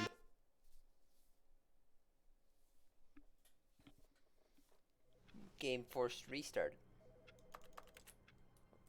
Someone's on the phone. Hello? Wrong phone. Hello? Hello? Hi, Stanley. Just wanted to leave you a message. message to let you know there's a few things I need you to pick up on your way home from work today. We need milk, cereal, dish soap, spaghetti, get a thing of sugar, some bread, and coffee beans, whichever ones you like. I'll give you a call if there's anything I forgot. Thanks, sweetie. See you tonight. This isn't my off. That's not my desk. My phone is over here. Yeah. So they must have a different Stanley.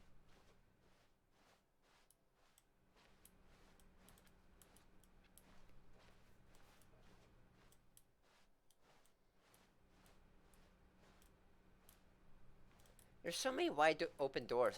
It makes me curious if you were to like click this door enough times, you could like break in. What about that fern though?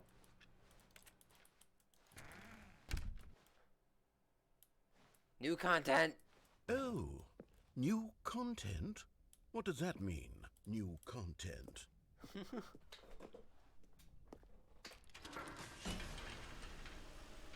What the hell is this? So there is a new ending.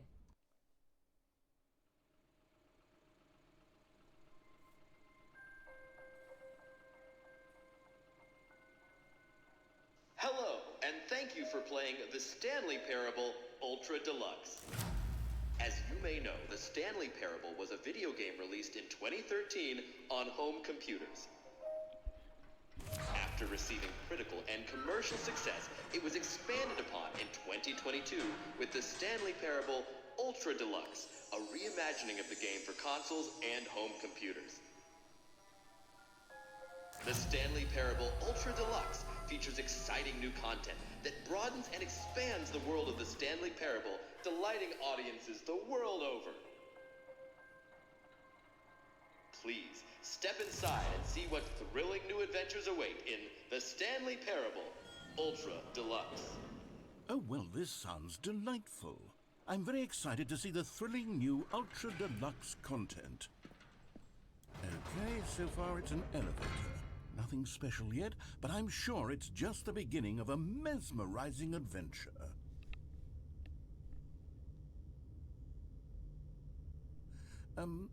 Is it broken? What's going on here? Should we be moving somewhere or... Oh, there we go. All right, finally, at long last, it's on to the new content. I've never been more ready. Let's do it.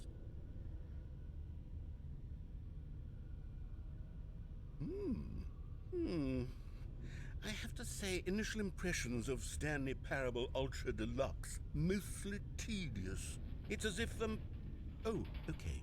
Let's see the content. Give me the content, Stanley.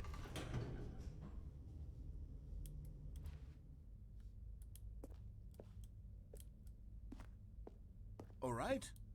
All right, let's see. It's the jump circle. I can jump. I snort. Yeah, I've been trying out sleeping in VR. It's alright.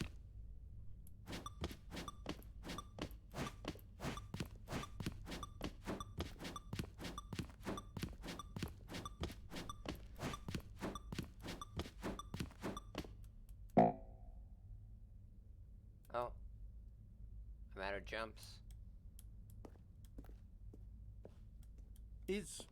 Is that it? Surely that's not all the new content. There has to be something else, right?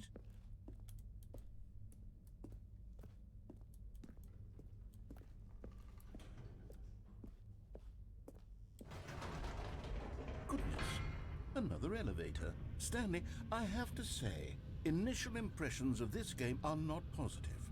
It's just elevators and jumping. Is this what passes for exciting new content? If this is new content, then I could just read you the whole dictionary. There's 20 hours of new content right there. Hell, I could count to 30 trillion. You could put that on the box. The Stanley Parable Ultra Deluxe, now with over 1,000 hours of new content. And oh, wait. There's more. Very good. Yes. I knew there had to be something else. Let's see it. I'm ready for whatever it is. Walkway?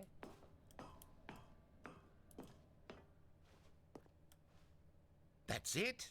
Oh, you've got to be kidding me. You see, Stanley? This is what happens when greedy video game developers with no respect for their fan base rush a cheap expansion to market for no reason other than to make an easy dollar. And don't get me started on the level of craftsmanship that's gone into it. In fact, I'm looking right now at the game's achievements, and it's hard to believe one of them actually says, "Test achievement, please ignore." What quality assurance department signed off on this? I'm infuriated and I'm offended, and I intend to find these people on Twitter and hold them personally accountable. It's my fault, Stanley. I built up too much anticipation around the new content, I'm afraid. It could never have lived up to such expectations. If you're still with me, why don't we just reset the game and we'll try to get back to what the Stanley Parable is really about.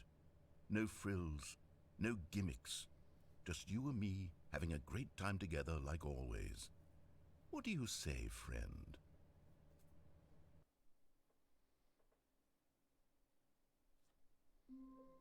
Oh. New content. New content.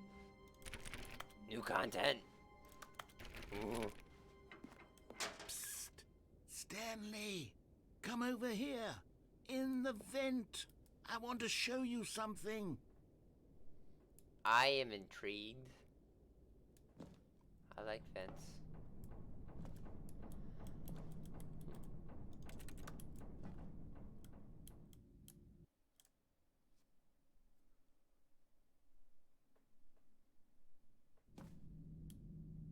Okay, you remember how cheap and unsatisfying the new Ultra Deluxe content turned out to be? Well, it got me thinking about the past, and how much better the Stanley Parable used to be.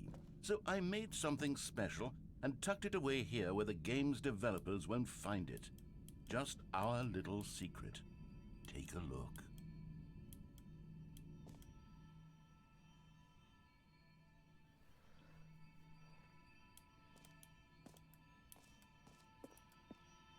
I call it the Memory Zone.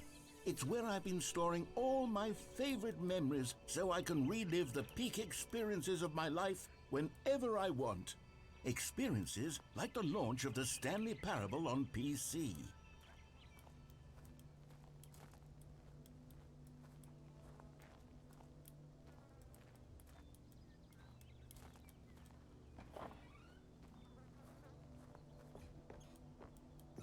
You see, Stanley, doesn't the Memory Zone remind you of how wonderful Stanley Parable was before it was sullied with a cheap re-release?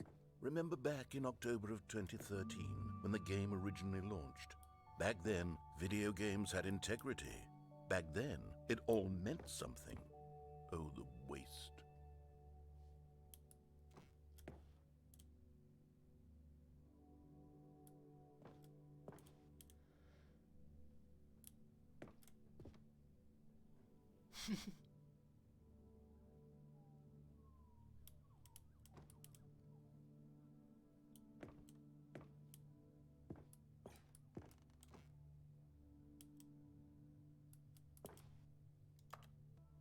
Tw- 2013. Yeah, nice.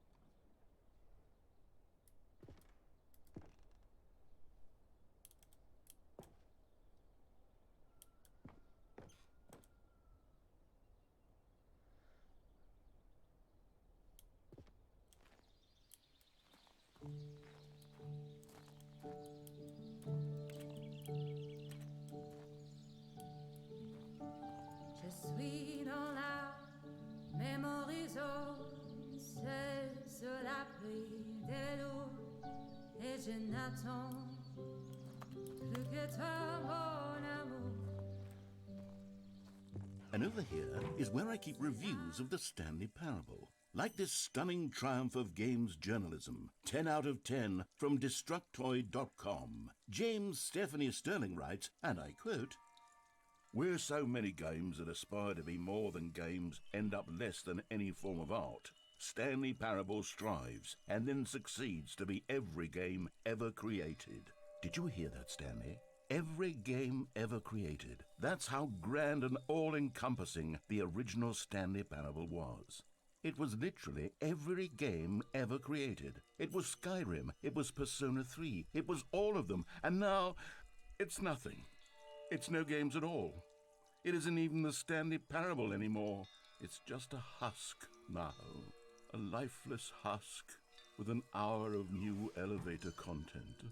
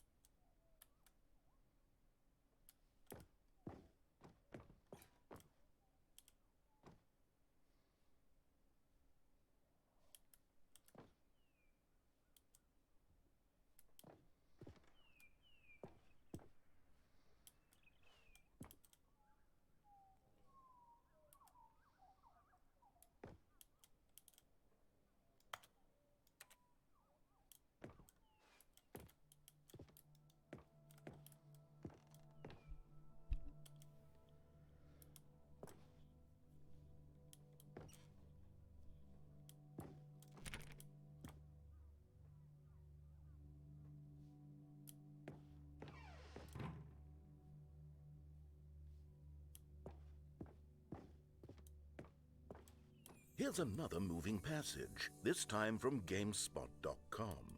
The Stanley Parable is both a richly stimulating commentary on the nature of choice in games and one that offers some of the most enjoyable, surprising, and rewarding choices I've ever been confronted with in a game. 9 out of 10. Don't you get it, Stanley? The game was perfect. It didn't need anything else. It didn't need new content. It just needed to be left alone, to spend the rest of time collecting dust in the hallowed hall of beloved video game memories.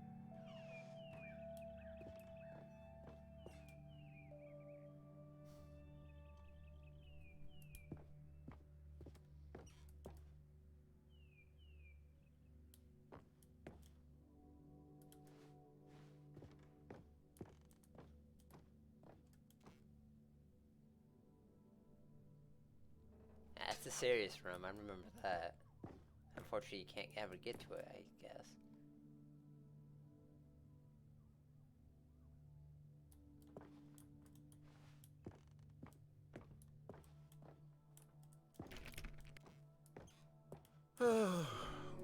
These were simpler times, Stanley.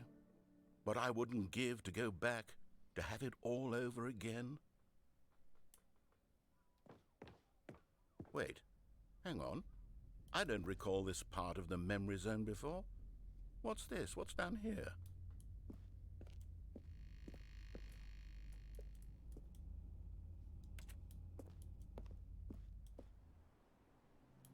Oh no. Oh God, no. Stanley, it's a collection of reviews from Steam, the online video game distributor. I haven't looked at these in years. I can't even imagine what's been collecting down here. Surely these reviews were glowing as well, weren't they?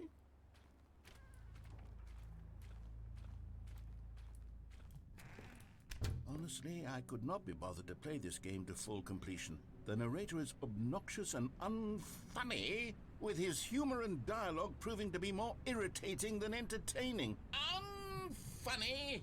I'm not trying to be funny. I'm trying to make a serious work of art. I suppose I could write up a handful of gags to insert into the Stanley Parable, but the game is already such a densely layered web of profound philosophical insights that I can't even imagine where I'd have the room to stick them.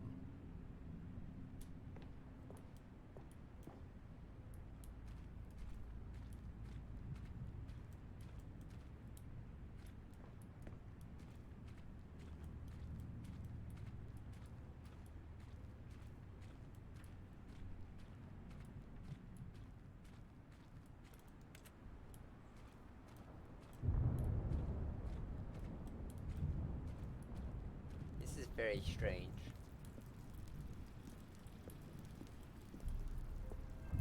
Okay, let's see what this one says. While the idea for the game is good, for someone who prefers non-linear games, this preachiness gets annoying fast. Preachy? Stanley? I'm not preachy, am I? You can tell me if I'm preachy. Honestly, you can. Oh, goodness. This is actually quite shocking for me. Well, to be honest, I had always thought of the game's dialogue as being rather terse to begin with. You can't know how much fluff I cut from the game to get it to feel as light and airy as it... Well, I always thought it did. But maybe it wasn't. Oh dear. What an awful memory to have to hold on to. These black marks on my otherwise unimpeachable track record. I feel like a failure. Like I let these people down. Perhaps the Stanley parable isn't quite as sterling as I always remembered.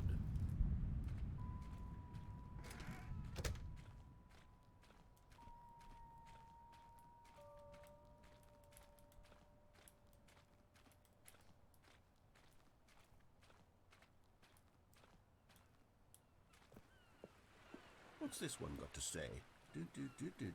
You constantly have to stop doing anything so the narrator can catch up with his long-winded explanations of what's happening. I wish there was a skip button. A skip button? Well, yes. Yes, I think we can do that. If I'm truly too preachy, then maybe letting you skip ahead for just a moment, surely it couldn't hurt. Not if it means we can strike these negative reviews from the record. Only positive reviews of the Stanley parable. That's my motto today, and it's always been my motto. I'd do anything for the customer, Stanley. Yes, a skip button we shall have. Oh, I've been locked in.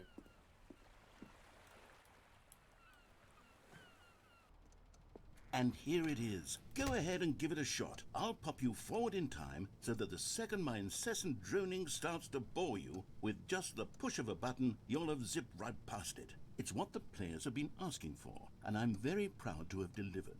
No more listening to me rambling on and on and on. No. The Stanley Parable is a game for the people, and if the people want silence, then by goodness, that's what they're going to get. Well, don't sit around waiting for me to shut up. Go ahead and make me shut up. Here, we'll pretend that I've just begun an interminable monologue, and it goes something like this. The story, and the choices, or what have you, and therefore, by becoming it is, so on and so forth, until inevitably, we all until the end of time, at which time everything all at once, so, now you see, blah, blah, blah, blah, blah, blah, blah, blah, blah, blah, blah, blah, blah, blah, blah. We've eaten too much and it can't be just yet, no, until 245. Got the logic of elimination working backwards, the deduction therefore becomes impossible to manufacture. It went on for nearly 10,000 years, until just yesterday, here and there, forward and back, and never a moment before lunchtime. It can't be. It's the only thing there is. How many billions left until so much more than forever ago? Which is why I say, the story and the choices, or what have you, and therefore, by becoming... Oh, you're back, you see. You were only frozen in time for a few minutes, but it was plenty of time for me to deliver a long, rambling monologue full of unnecessary verbal flourishes and lengthy ruminations on the nature of choice in video games. Of course, I happen to believe it was perhaps one of my more profound such ruminations. Not that, of course, you need a description of it, but if I had to describe it, I'd say it was perhaps less of a rumination and more of a treatise. Or maybe a manifesto. Look, I'll outline it for you very briefly, and you can tell me what you think. Okay, so my theory is that any choice you've ever made is simply a series of choices made by the person who you are, or were, or will be at the time of having made said choice. That is to say, if by articulating a choice you've already made, you bring that choice into being, then by making no choice and saying nothing, are you not simply erecting in the sanctuary of time a monument to every person you've ever been, making every choice to which you've ever given your Greek gift of mortal and yet timeless thought? Or rather, do all of the choices you've ever made, in fact, make you more not this kind of person, and in fact do the very opposite? You see, it could in fact be both of these things at once. that you are both making choices and not making choices, and that they are both affecting you and not affecting you at the same time by virtue of the fact that you both are and are not making them. Okay, at first, I was leaning towards manifesto, but now I'm going to circle around and slap the treatise label on this one. I think it has much more of a treatise vibe to it. But wouldn't you say that manifesto just has a much grander sort of tone? It has a mouthfeel that is rich with ambition and history. Ambitious history, if you will. Ah. See, now you've gotten me going back to manifesto. Heavens, at this rate, we're going to be here all day. Okay, look. I have a method for exactly this sort of situation, and I do find myself in this situation frequently. I'm going to say each word back and forth in repeated succession until I become sick of one or the other, in which case the word I am not sick of shall be the victor. It is an unimpeachable strategy, Stanley. It's rescued me from disaster in countless situations. All right, here we go. Treatise, manifesto. Treatise, manifesto. Treatise, manifesto. Treatise, manifesto. Treatise, manifesto. Treatise, manifesto. Treatise, manifesto. Well there, sport. You really did catch me rambling on a bit, didn't you? But that's the power of the button. The minute I start to go off on a thoughtless display of self-absorption, it's right at your fingertips to go poof, and it's all over. Oh, I can't wait to see what Cookie 9 will say about this, and whether they'll edit the rating of their Steam review, or at least change some of the wording, perhaps. To be honest, I don't even know if one can change their review in the first place. I guess I should become better educated on exactly how Steam works. Perhaps that would have been the smart thing to check on before I went about this whole exercise of making the skip button. Although I have to imagine that after seeing this exciting new technology at work, surely whoever it is runs Steam will instantly run out and implement a new feature to make it possible to edit one's review, merely because of this very situation. Yes, I think that's quite likely. Or perhaps they'll simply grant this particular user the ability to change their review, so that the feature is not widely abused. Look, I would even be okay with Steam altering this particular review so that it reads as something more beneficial. Something along the lines of, this game is the best game. Let me start over. How about this? From the ashes of depravity rises the phoenix of quality. How else to describe the Stanley Parable Ultra Deluxe? Such a revolutionary step forward in the lineage of one of the most beloved video game properties of all time. The additions and changes made to this expansion will surely resonate in the annals of the history of all media ever made. It is perhaps true to say that no mistakes are forever etched in stone, for the stone into which the Stanley Parable was carved has itself been transmuted, offering a message of hope to those who have ever erred in their judgment. You are not beyond redemption. You may change, and you may become more, so much more than you were before. If there is any message to be taken from the Stanley Parable Ultra Deluxe, it is this. What a fortune, a privilege, a joy it is to have had such an experience. It leaves me hopeful that as a community, as a world, there is time for us to become our greatest selves, as great as we ever could dream of in our wildest, most ambitious visions for a brighter future. Wow. Now, Stanley, that's a review. It's perfect. It's the perfect review. It's the review I've always dreamed of receiving. I have to read it again. It's simply too wonderful. I have to experience this just one more time. From the ashes of depravity. Okay, welcome back, Stanley. Now, I should say that the amount of time the button has been skipping through is becoming longer and longer. That last one was, well, I want to say maybe 30, 45 minutes? It's not unendurable by any means, but there's really only so much I can ramble on to myself about. I know, it's shocking, isn't it? But at any rate, I do suggest that we not press the button again. I think the skip button has been aptly demonstrated, and we can say goodbye to it and just... Wait. How do we get out of here? Where did the door go? Wasn't there a door that led into this room? I do feel quite certain that there was one here before. How else would we have gotten into the room in the first place? I don't think one can enter a room without a door of some sort, or a window or something like that. Do you see a window anywhere? A porthole? A sufficiently large crack in the wall? I'll take any of these. All I want is for us to move on and to please step away from the skip button, to go anywhere other than the skip button. There was a door here before, wasn't there? I swear there was. Where did it go? Can you maybe just ram your way through a wall? Is there any possibility that you could, say, slam your body into the wall until enough damage is done for you to be able to leave? Please, I'll take any option at all. I'm asking you to work with me here. We need a door. We need a door of some kind. I can work with any kind of door as long as it can open and lead from one room to another. I'm going to step away for just a moment, and I'm going to try to find us a door. I don't know how exactly to remove a door and place it in a different wall, but I will find a way, I promise. You just need to not do anything. Don't press the skip button. Please, please, please do not press the skip button. Just wait here for me, and don't press the skip button. Got it? Yes, good. I'll be right back. Wait, you leave me? I was randomly yeah. I don't typically friend randoms, but I've yet to have anyone message me about trying to add me on VR chat, and I don't plan on it. Okay, how long are you gonna be? These clocks aren't accurate. Oh, I hit the skip button. What did that or go? Alright, I'm hitting the skip button.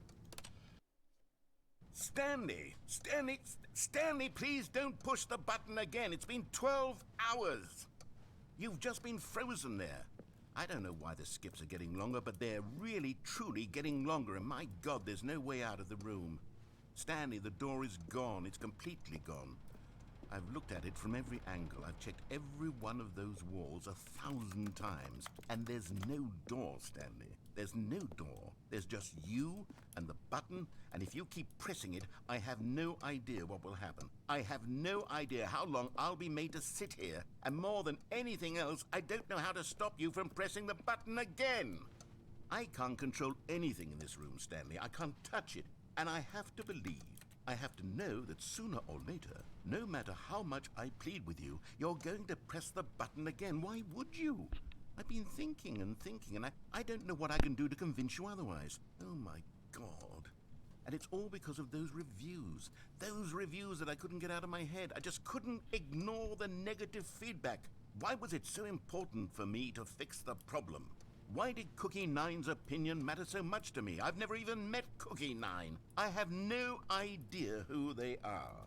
What would it ever really matter? But here I am. I'm fixating on every tiny negative thing that anyone ever says about me. The merest mention of one of my imperfections, and I become as impetulant as a child, wild and impulsive. I can't help myself.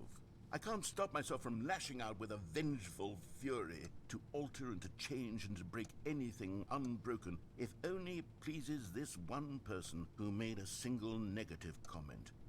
What does such an impulse serve? For whose benefit is this? And here I am now, stuck in a room, waiting for you to press this button, and to become frozen in time, knowing that you're going to do it, and that I'm going to be stuck all alone, and that I had the power to prevent it all from happening, if only I'd held my tongue. It's all out of my control now. Just you. Just your decision as to exactly when you're going to make me suffer, to leave me all alone. Surely you will. I don't doubt it.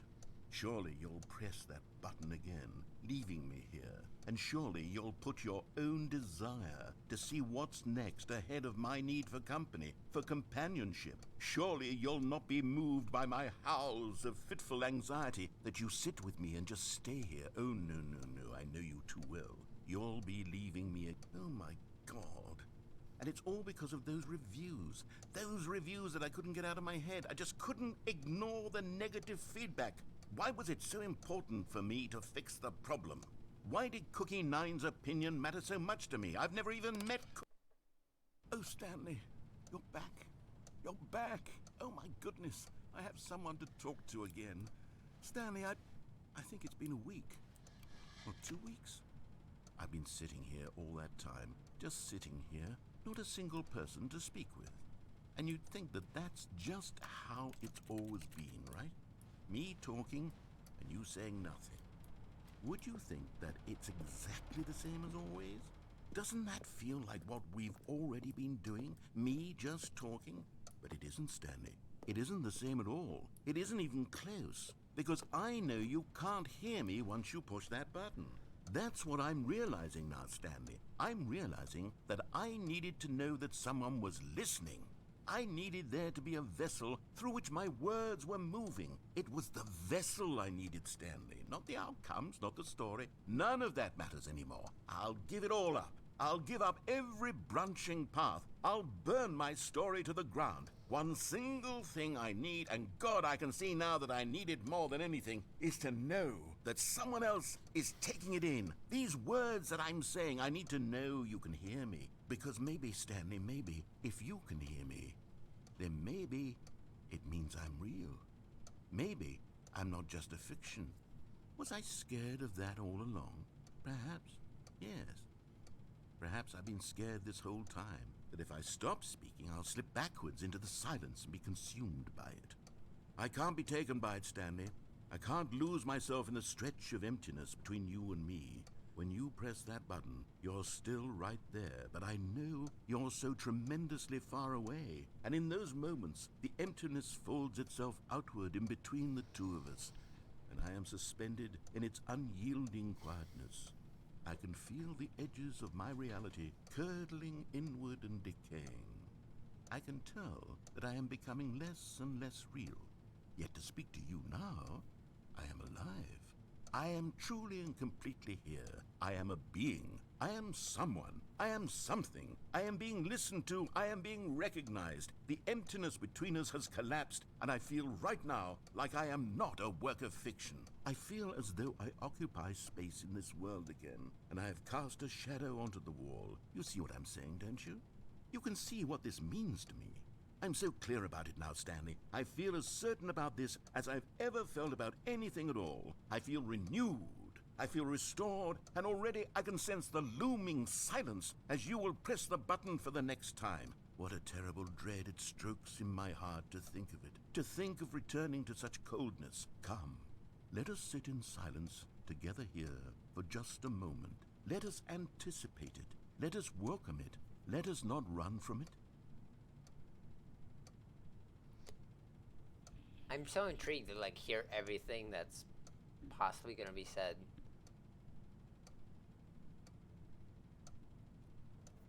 But it really does rack up the time. My God, we've been streaming for an hour and 2 hours and a half. Jeez.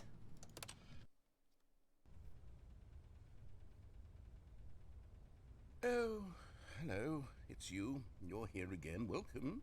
I have had time to think about you and about us and about everything we've been through. I've had so much time. I stopped keeping track after a year. Have you ever sat down in one place and not moved for one entire year? Let me describe it for you. To begin with, there is only regret. There is only the turning wheel of missed opportunities. I felt nothing at all but regret for the longest time, Stanley.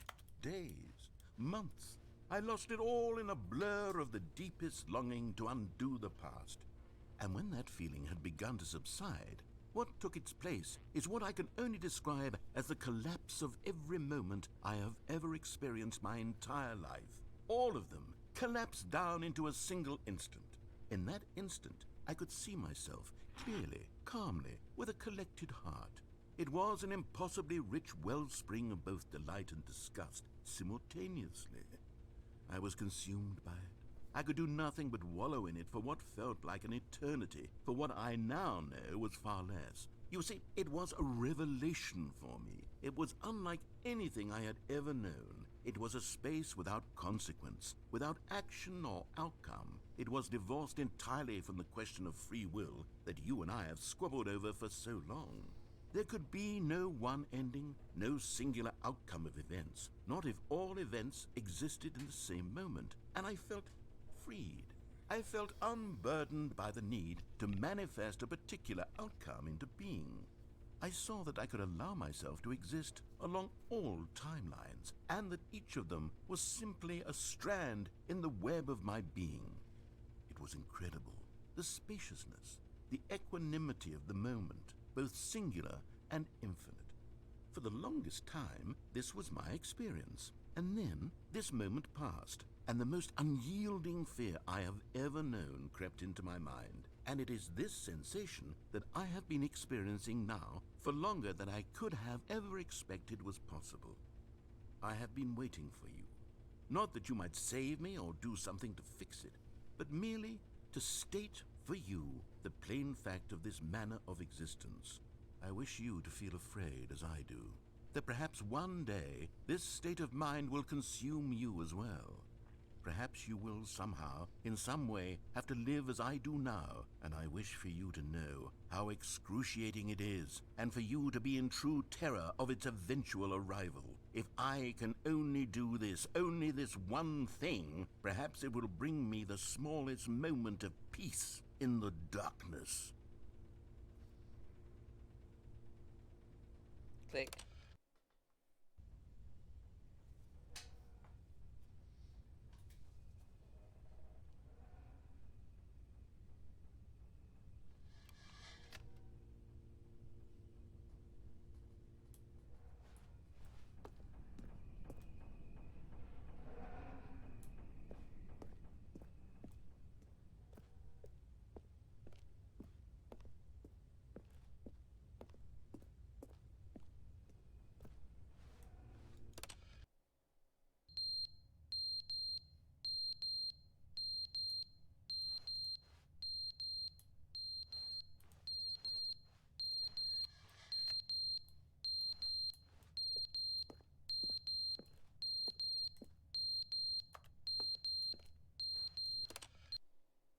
But they didn't understand the game was never meant to be funny. It was meant to have a point. It was meant to speak to the human condition. But where are the jokes? Where are the jokes? They bemoaned, they screamed, they gnashed their teeth and said, "Entertain us." It wasn't enough. They had to leave a pathetic little thumbs-down review and make all of their pitiful demands. But then, "He's talking too much," they said. First, he didn't entertain us, now he won't shut up. It's the inconsistency, it's the lack of accountability, it's the unwillingness to examine with an uncompromising heart the words that they are speaking into the world. As though there were no consequences for a lack of cohesion in one's assessment of others. But of course, absolutely anyone can leave a review. So here's what we get. We get these demands that seek everything and are accountable to nothing. We get a world where someone will say, "Oh, there should be a skip button. You should be able to freeze Stanley in place," while the narrator sits there forever and ever. We want all of this in the new Stanley parable. We demand it. And then, because it was said, because it was spoken, now it simply has to happen.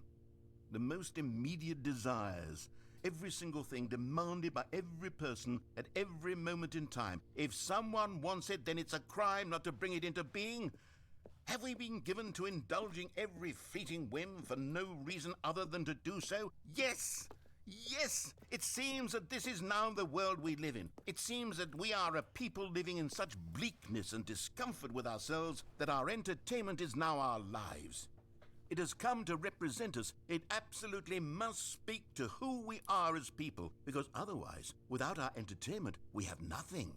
Without entertainment, we would have to face inward toward the cruel bleakness inside ourselves. We would turn to look at our deeper nature and find a resounding emptiness gazing back with unyielding aggression. And so because of this, we require that our amusements and our playthings and our flights of fancy be so impossibly captivating that they consume all of our attention, turn our heads completely away from the bleakness. In effect, we have demanded that our entertainment be the collapse of ourselves. What a pitiful reflection of humanity these entertainments are. What a shameful mirror to the human spirit they project. I'm not mad. I'm not mad about any of this. I'm at peace with it. I am the calm center of gravity around which these perversions hurl themselves. I am a waypoint for reasonable and collected discourse. They're the ones who are mad. They're the ones who couldn't stand the idea of me using my game to try to say something. Maybe they were just jealous of me. Yes, of course. They've been jealous of me this whole time.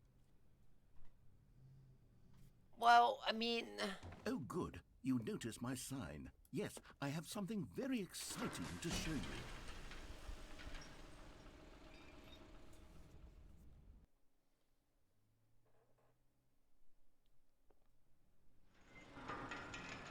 Okay, they skipped us. Basically to the end. Damn. You see, Stanley, I've been reflecting on the Stanley Parable and about how roundly disappointing this ultra deluxe version has turned out to be. The original Stanley Parable was a landmark, and any new content for it should live up to that legacy. So forget this ultra deluxe nonsense. I say we take it one step even further. Which is why I'm very proud to announce for the first time ever, the Stanley Parable 2.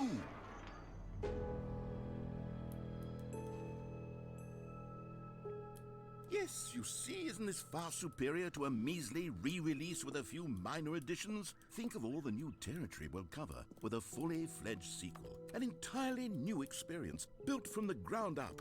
Why, there are so many possibilities. It could go in so many different directions. This is what fans have truly been asking for.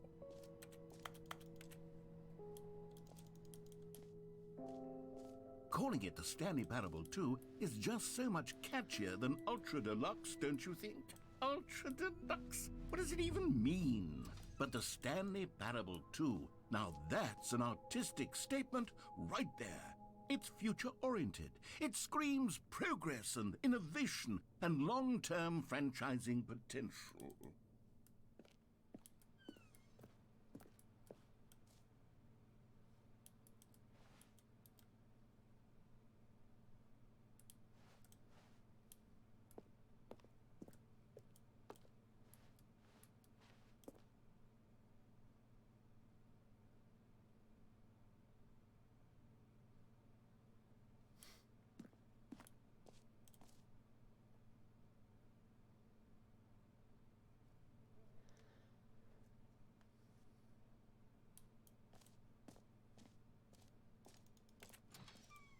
Now, to be clear, I haven't quite nailed down what exactly the Stanley Parable 2 is going to be, but let's take a look at some of the features I've been developing for it. I figure that if I can loosely organize a handful of interesting concepts, that surely the game will sort of naturally spring up around them. It'll all work itself out. Game development is much more of a fuzzy magic than anything scientific or logical, really.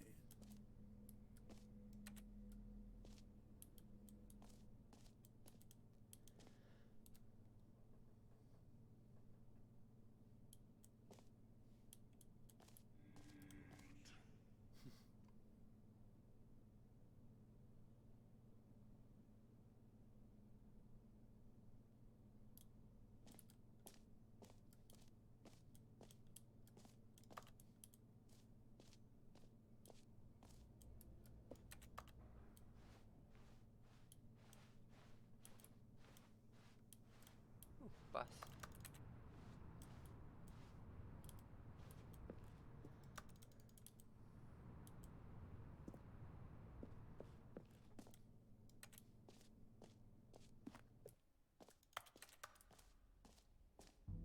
Here we are.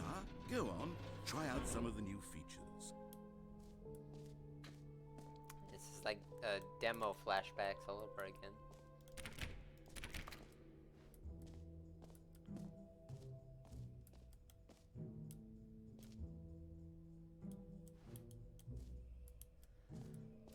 Ooh, which way should we go first?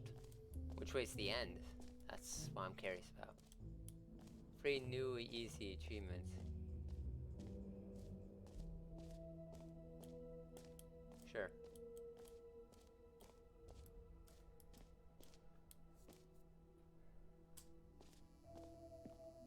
Now here's something special. You remember that broken test achievement that got left in the game on accident? Well, I'm developing a technology to simply give you the achievement. Yes, you see, you'll come to this lever, and when you pull it, the achievement will be given to you. It's as simple as that.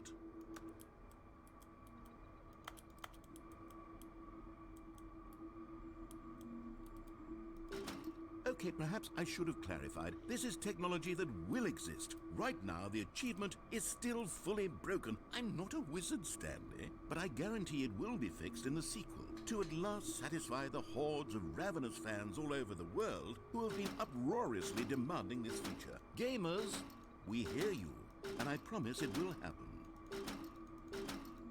I will make it work.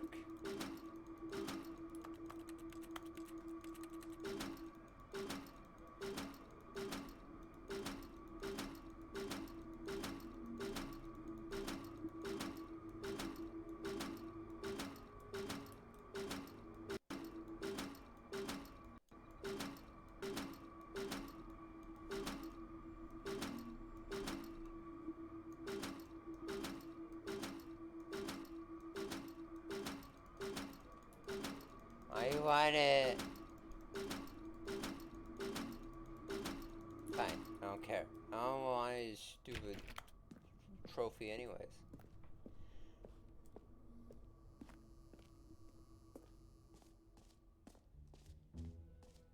What else? What other exhibits haven't we seen yet? Oh, it's a jump circle. You know what? Let's bring the jump circle back for Stanley Parable 2 as well. It's a... Oh, wait.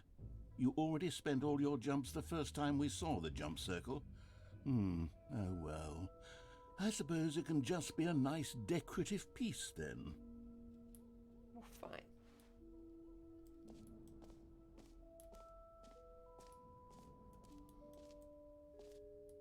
Okay, I'll be honest, I haven't yet decided on this one. I think that in the new version, the office could use a bit of decoration, like balloons. But I'm undecided on Get Well Someday and Happy 12th Birthday. Which would you go with? Oh.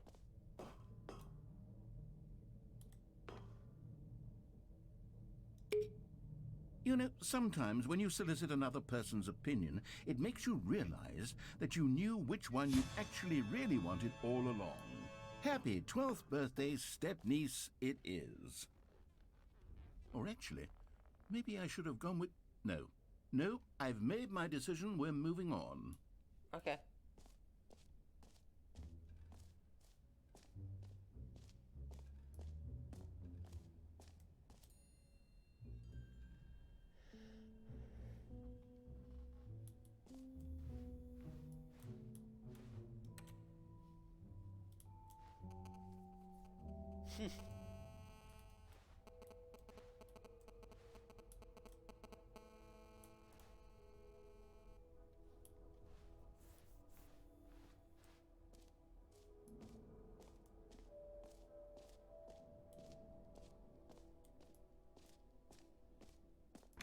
For the Stanley Parable 2, I asked myself, what do players really want?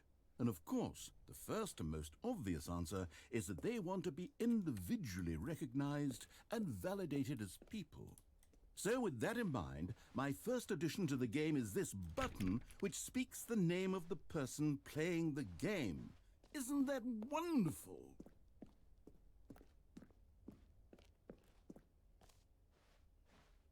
Jim. Sorry, I should have clarified. Right now, the button only says the name Jim. But of course, in the final game, this button will say your name, whatever name that is. Here, let's have you role-play as Jim to really simulate the full experience of this feature. Just play along. I promise you'll love it. Okay, here we go. Let's take a deep breath, clear your mind, forget whoever you are, and simply become a person named Jim. I want you to imagine yourself living as Jim, sleeping and waking as Jim, falling in love and being heartbroken as Jim, seizing all of the world's possibilities as Jim, and as Jim watching your dreams crumble into dust. Do you feel it deeply? Are you really, truly Jim right now? If so, then please step forward and press the button. Jim. Oh my god! Yes! You see? What a thrill! What a rush! That was you! The button described you. Do it again, do it again. Jim. Ooh, it hits even harder the second time. If this were the only new feature in the Stanley Parable 2, it would still be worth the money. Let's take a break from the gym button. I'm too emotionally drained from all of this personal validation. Jim. Whoa there, cowboy. Sometimes a person can be too much, Jim. I'm putting the gym button away. No. Otherwise, soon you'll start to lose all sense Jim. of who you Jim. actually are. Jim.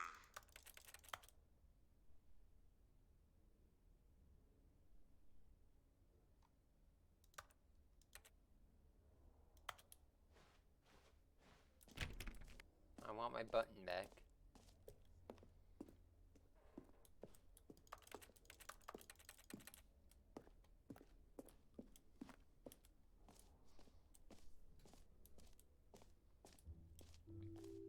I suppose I could allow only people named Jim to play the Stanley Parable too. That would actually save me the work of finishing this feature.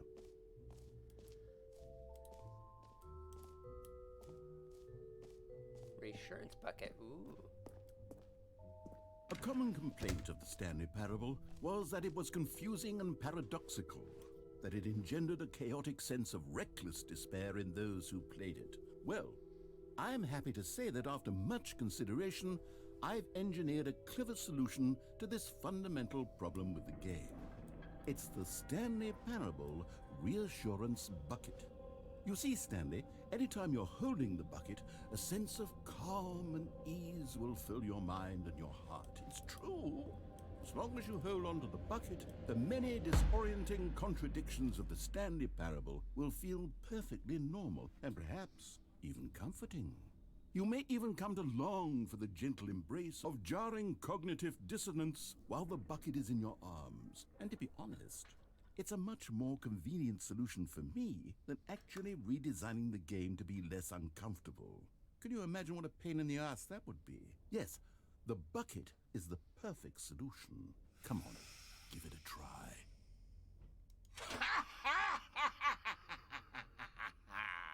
Can you feel it?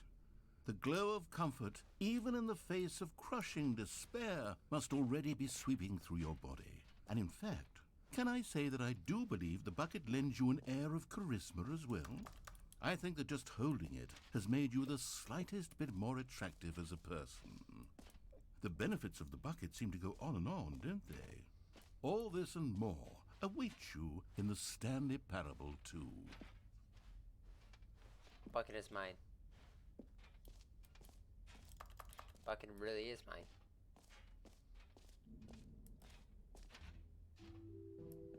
Does anyone give out awards for most enjoyable bucket in a video game?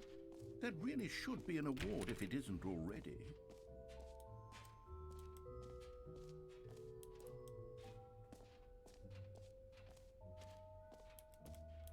Let's see if I can get the achievement now. Probably doesn't even work. But it's worth a shot. Hello.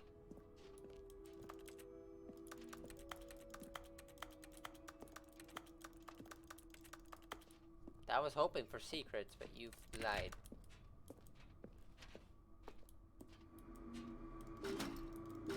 No!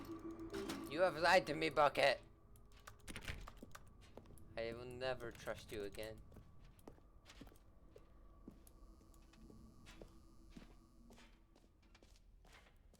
So I feel like that's probably the ending.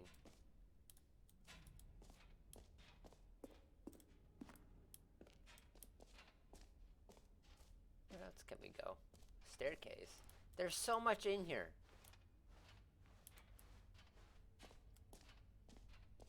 Oh, that's the exit. Alright, well, fine.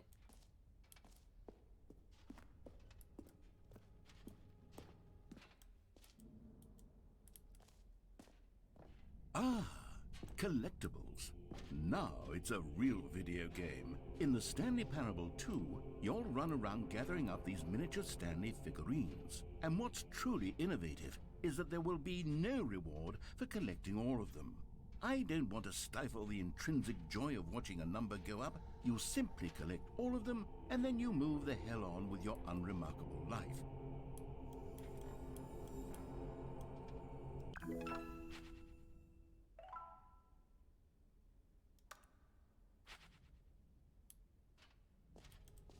Is that it? No, that's it. God, it really is the worst when you collect everything in a video game and then they give you a big fancy reward for it. Absolutely tragic.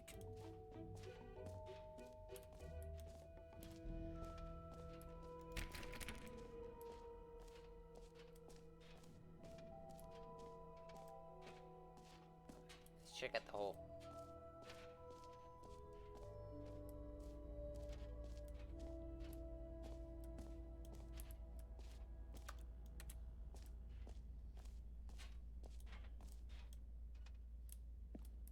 Stanley, here's an idea that I'm truly fond of. It's never been done before in a video game.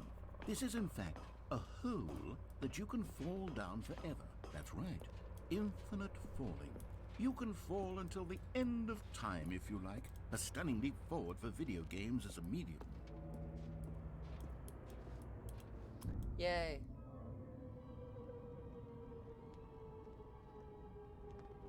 You see, isn't it wonderful? One of my more ingenious concoctions, if I do say so. Now then, since you've gotten to see the infinite hole, you can press the teleport button to pop back up to the top, and we can continue onward. Now, I don't mean to be a bummer, but I do recommend you use the teleport button to go back to the top. Maybe do it on the sooner rather than later spectrum of things.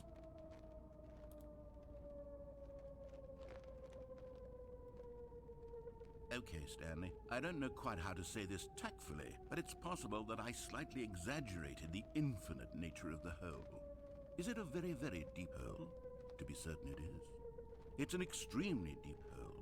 I don't want anyone to say that it isn't an astonishingly deep hole. It is. Is it infinite? Well, that sort of depends on your definition of infinity. From one perspective, the infinite is merely philosophical in nature. It's more of a...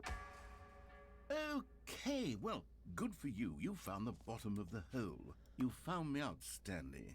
I'm a liar and a cheat, and you're so clever. Look, I think the issue here is just that you're unusually fascinated by falling. What normal person actually wants to fall infinitely? I figured the hole was as deep as anyone would actually need. Don't you put this on me. Maybe you're the problem. Look, things got a little heated there. I think we both said some things we didn't mean. Why don't we just put all this behind us and agree to just call the hole mostly infinite? If that works for you, then go ahead and press the teleport button to warp up to the top of the hole and we can move on. I'll just be up here when you're ready. The hole wasn't infinite. I've been lied to. Great. Now, I'm very excited to show you even more of my ideas for the sequel. Oh, for heaven... You see, I was right. The problem is you. The problem is that you like holes too much. Not normal. A normal person would have said, yep, that's an infinite hole right there. Goes on forever till the end of time. Don't need to see it all, but not you. Oh, no, no, no, no. You have a weird sort of... Oh. Did the hole seem even shorter to you this time? Yes. I couldn't help but feel like you spent a little less time in there than you did before. I mean, admittedly, I didn't make an infinite hole, but I didn't think it was that not infinite. Well, I suppose once again there's nothing to do here. If you decide you've had enough of the hole, you can hit the teleport button and come join me up above. Had enough? I'm positively thrilled. I really do have so much more to show you and to talk about, and I've had enough of the hole for a lifetime. I like holes. Gosh, how could I have guessed? You're back in the hole. If this starts to become a thing where... Wow. Okay. Yes. I'm starting to become extremely certain that the hole is not only not infinite, but that it's growing steadily less and less infinite. I suspect that I'm starting to hit the point where it's no longer feasible to call the hole infinitely deep, even by the lax overall standards for accountability and marketing. What's going on here? Stanley, I have no explanation for the uncertain nature of the hole's length. Here, let's try something. Let's pop back up to the top, and we'll see if it gets any shorter. Well, there it is. The shame of my lie has come to haunt me. Not only is the hole not infinite, but it's barely even a hole at this point. It's more of a concavity, or even a very aggressive divot. How is this still appealing to you? I know you're obsessed with holes, but at this depth, I just can't see this scratching the itch. Oh, who am I to judge? You just do whatever it is you're here to do and hit the teleport button when you're ready to move on. Is the, teleport button not working? You sure? Well, I mean, I really don't have an explanation. It was working just a moment ago. Try it again. Still nothing? Well, I suppose there is one thing I can do to fix this. I'm out. Goodbye, Stanley. You couldn't bear to be away from the hole, and now you'll get more time with it than you could ever have asked for. It's a win for everyone. You get to be with the hole, I get to do literally anything else. Take care, Stanley. I hope you and the hole have a wonderful rest of eternity together. I like my hole. It's a nice hole.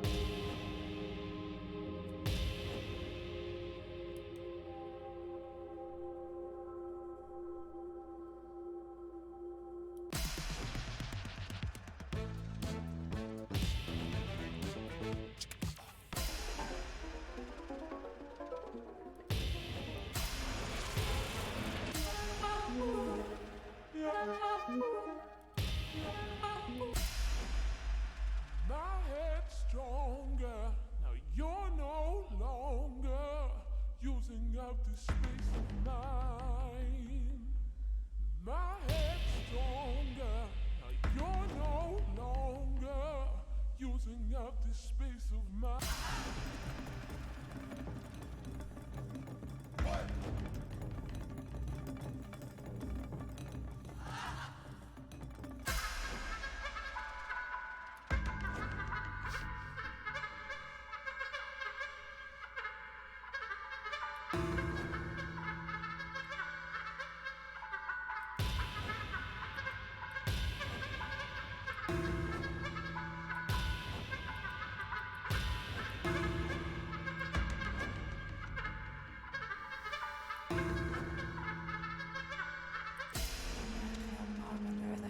Afslås nu stuist i world. Like still for real. No way. He is in the mouth with an ear strip. That's in the show. Speaking like partners as it's purpose in the show when you're. Stanley! Stanley! Oh, good, you're awake. It seems you had sort of dozed off there, drifting away into dreamland. But we can't have that, Stanley, because this hole is just so darn fascinating that I want you to be wide awake for every second of it. You don't want to miss a single moment. So how about if I just pop in from time to time and wake you up to keep you really, truly focused on the hole? From the looks of things, you and I will have many, many years here in this hole, and I'm looking forward to all of them. Stay alert, Stanley. I'll be back. Toodlepip.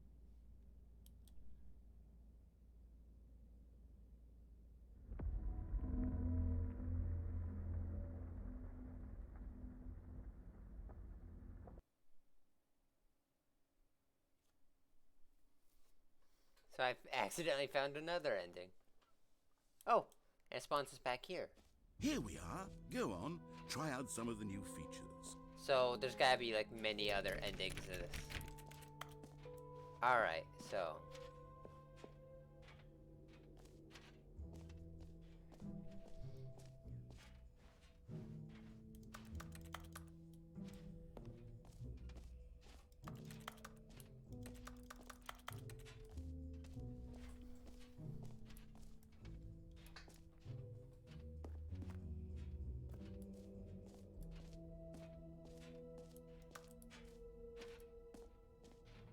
Come now, you've already made your choice. It's true that you chose badly, but we all have to move on from our mistakes.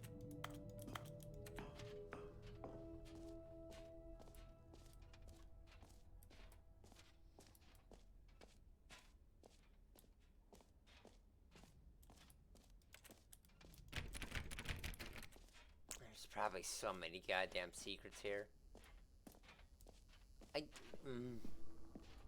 I want to see them all. I also want this achievement.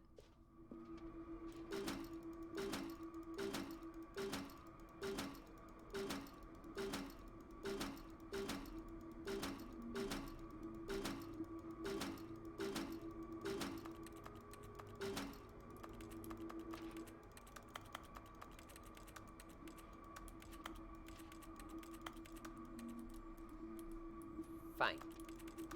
Don't care.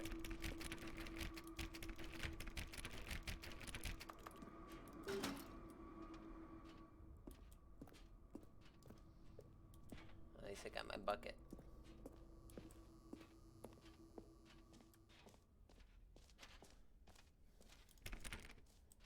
Shall we go back to the hole? I think we should go back to the hole.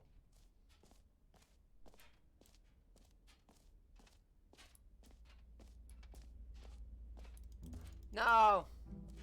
Bastard. Let's go back to the gym button then.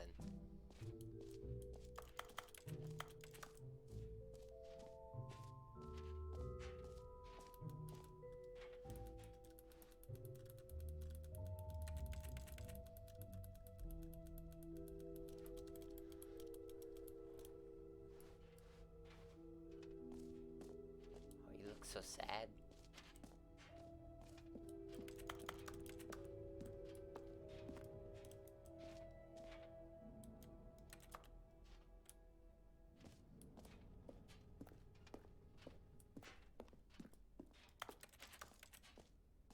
That's the exit. Let's go back to the gym button. Actually.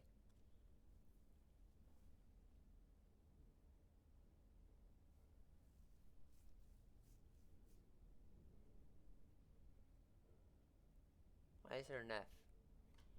Hold on. You've got me effed up.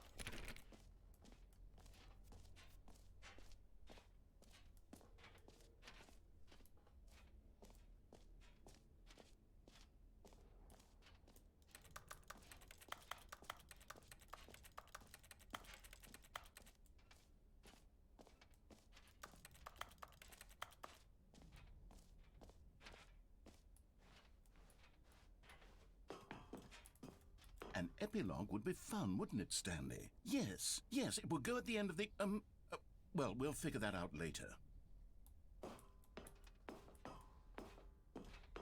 That was a nice epilogue.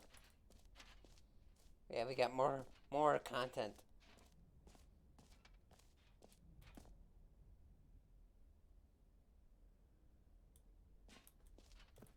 The signs changed, mostly infinite hole now.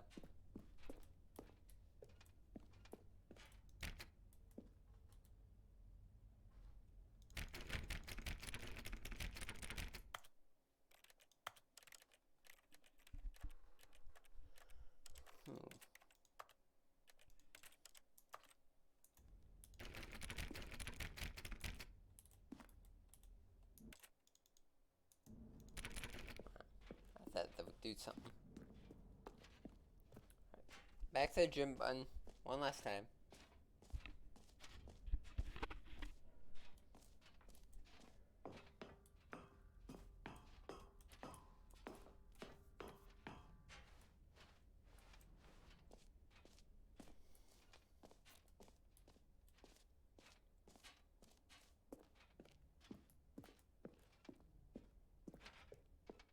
No! I want my button! My button was made for me.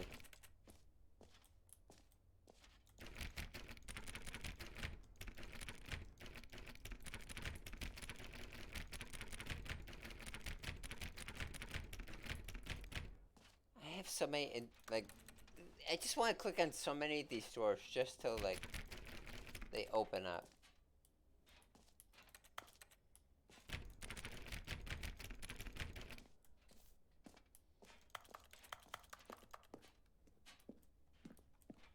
I still got my bucket, though.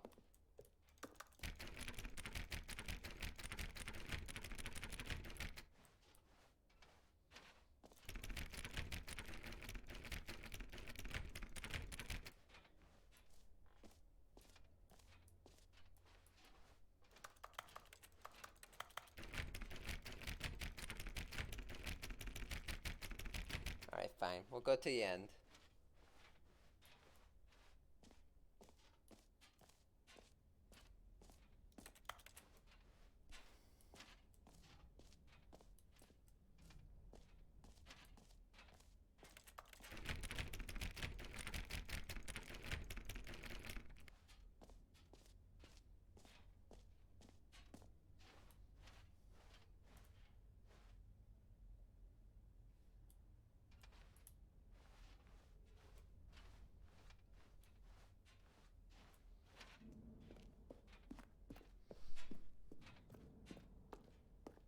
All right. Have you seen everything you wanted to? Ready to move on now? Take the bucket with me.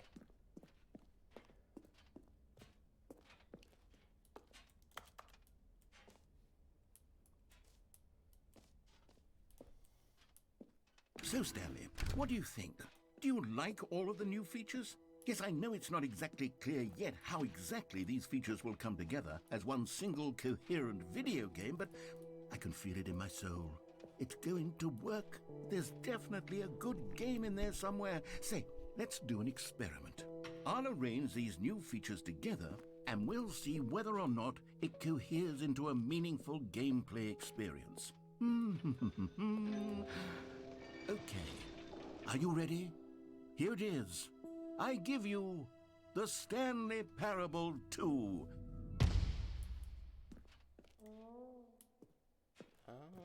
So this makes more sense. Well, I mean, there's potential here, right? It's sort of... Okay, never mind. Hold on. Let me do a different arrangement. Okay, yes, this is much better. I feel good about this. Here we go. Version 2. Who am I kidding, Stanley? This isn't a coherent video game at all. It's a lot of gags. And I do very much enjoy creating gags, but they don't add up to anything. I wanted more than anything to create a sequel that would capture all the magic of the first game. I wanted fans to love it. No matter how good these gags are, they won't stand on their own. They would need the structure and the gameplay of the original. Wait, maybe that's it. I can take the original Stanley Parable and simply, well, insert a few of my new features into it. Tastefully, of course. With respect. With care for the vision and integrity of the original game. Would it possibly work? I suppose it could. But it would need a really, really tremendous title screen. A title screen that says with bold and uncompromising conviction, "This is the Stanley Parable 2. Let me see if I can whip something up. All right, perfect. Go ahead. Take a look.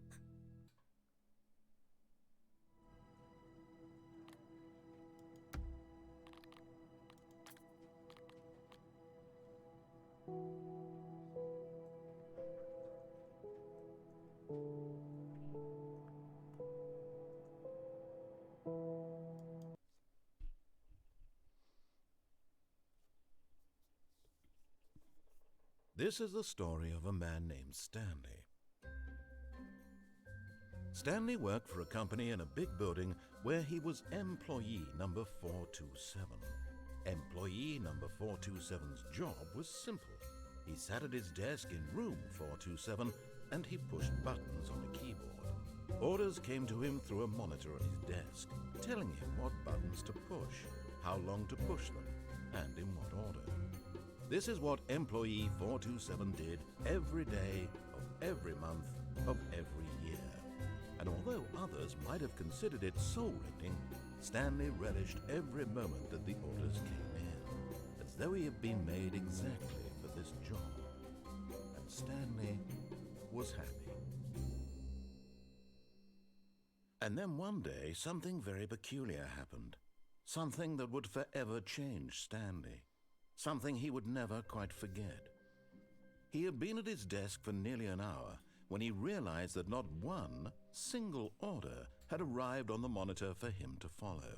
No one had showed up to give him instructions, call a meeting, or even say hi. Never in all his years at the company had this happened, this complete isolation. Something was very clearly wrong. Shocked, frozen solid, Stanley found himself unable to move for the longest time. But as he came to his wits and regained his senses, he got up from his desk and stepped out of his office. I am very curious to push that button. All of his co-workers were gone. What could it mean? Stanley decided to go to the meeting room. Perhaps he had simply missed a memo. Bucket! Stanley picked up the bucket. I got my bucket.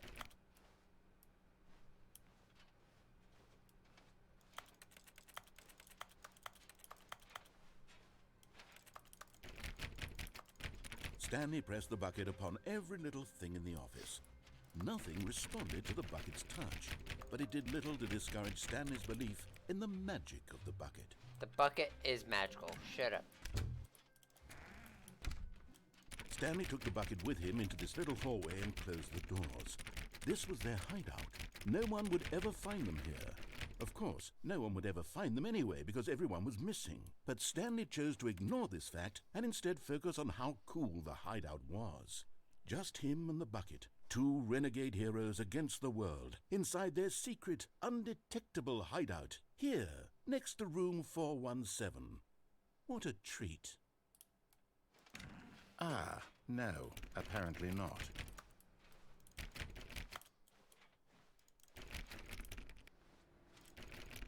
Oh, please. Are you really just doing this for the achievement? Click a door 5 times. Is that all that you think an achievement is worth? No. I can't just give these merits away for such little effort. A measly 5 clicks. Now suppose you were to click the door 20 times. I would say that's the kind. Stanley clutched the bucket tightly to his chest and entered the door on his left. Oh. Now I don't know what's gonna change. I got the bucket now. I've got balloons and things are gonna change. I need a gym button.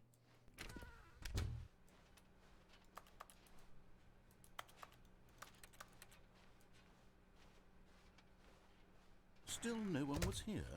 Stanley needed the bucket's warmth and comfort now more than ever. Perhaps his boss's office was where he'd find out. Oh, Stanley, can you feel it? The broom closet. It wants the bucket. You can feel that, can't you? The aura of jealousy? It's as clear as day. This broom closet believes it deserves the bucket. I can really feel it now. It's a bucket. It belongs in a broom closet. That's what the broom closet is trying to say here. It's supposed to go with the other cleaning supplies. Good for you, Stanley. Don't give in. Don't hand over the bucket. I know how hard it must be, given the pressure that the broom closet is putting on your shoulders right now, but you have to be strong. This is your bucket. This is your companion and lifelong friend. You can't hand it over. Oh no. We're getting into name-calling now, it seems. Is this how low the broom closet has sunk, that it has to resort to this stream of petty insults simply in order to get you to hand over the bucket? Stanley, I never liked this broom closet for a variety of reasons, but even this is worse than I had imagined. And wait, now the broom closet has the gall to imply that you and the bucket are not truly deep and lasting friends? That your relationship is purely superficial and convenient? That your life is so banal and meaningless that you'd feel the same sort of kinship towards any inanimate object which happened to lay in your path in an even partially enticing manner? Well, I never. Go on, Stanley. Lay into it. Really tell the broom closet off for its demeaning comments. Expand on the wide variety of experiences you and the bucket have shared together. Go through each of them point by point. Share your journal entries detailing the rich emotional landscape of your feelings for the bucket as they have changed and evolved over the years. Let him have it.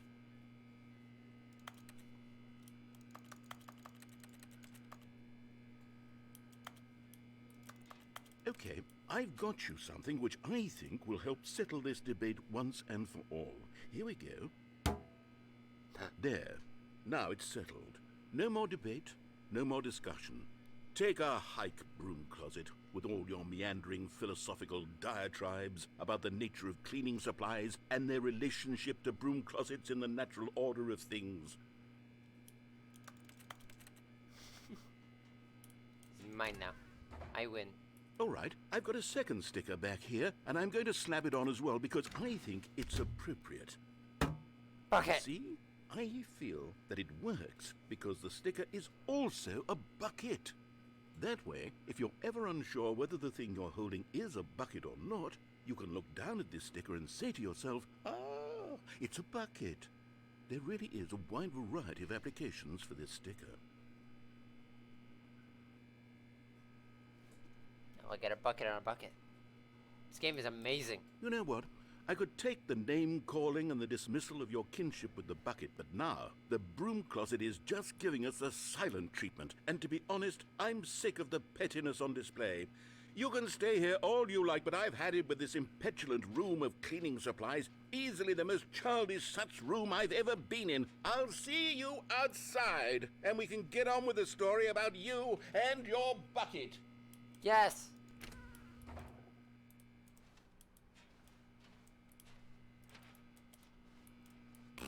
My bucket.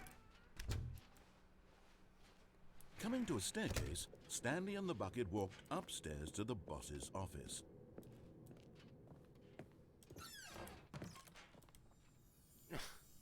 You found one of them. One of the miniature Stanley figurines. Remember, no reward for collecting all of these, only the intrinsic pleasure of a job well done. You can't buy that sort of happiness, Stanley. God knows I've tried. So, I implore you to savor each and every moment you come across one of these beautiful figurines.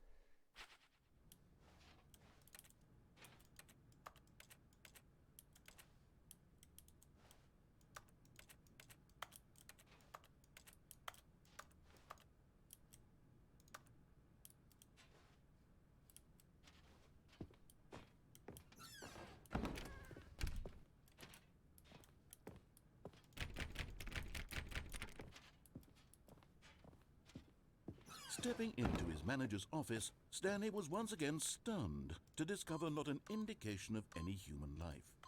Crushed by the weight of this revelation, Stanley may have broken down into an emotional dumpster fire, but Stanley guessed the correct code by sheer luck. Was it that the bucket knew all along? Was the bucket guiding him? Yes, this is certainly the most logical explanation. Another miniature Stanley figurine. This, there really must be a snappier name for these things. What about mini-stands? Stanley figs? Or what about Stanlerines? Yes, I think I like that. Another Stanlerine under your belt.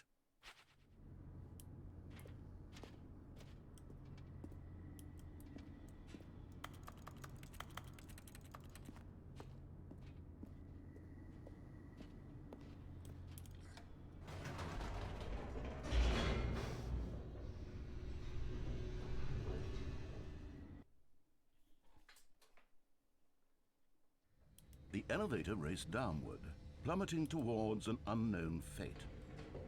It would be all Stanley could do to keep himself together, if not for the bucket. Soothing him, comforting him, reassuring that in this darkest moment of uncertainty, he would be all right. The bucket is here for you, Stanley. Everything will be fine. Bucket is my savior. Stanley and the bucket walked straight ahead through the large door that read, Mind Control Facility.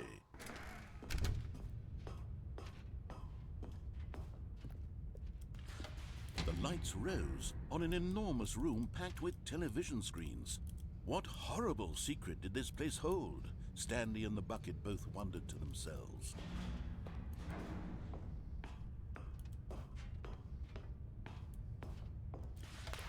The monitors jumped to life, and Stanley nearly dropped the bucket in shock. Everyone in the office was being videotaped, monitored like guinea pigs. The bucket had never seen anything like this, and it very nearly burst into tears as Stanley cradled it gently, reassuring it that everything would be fine.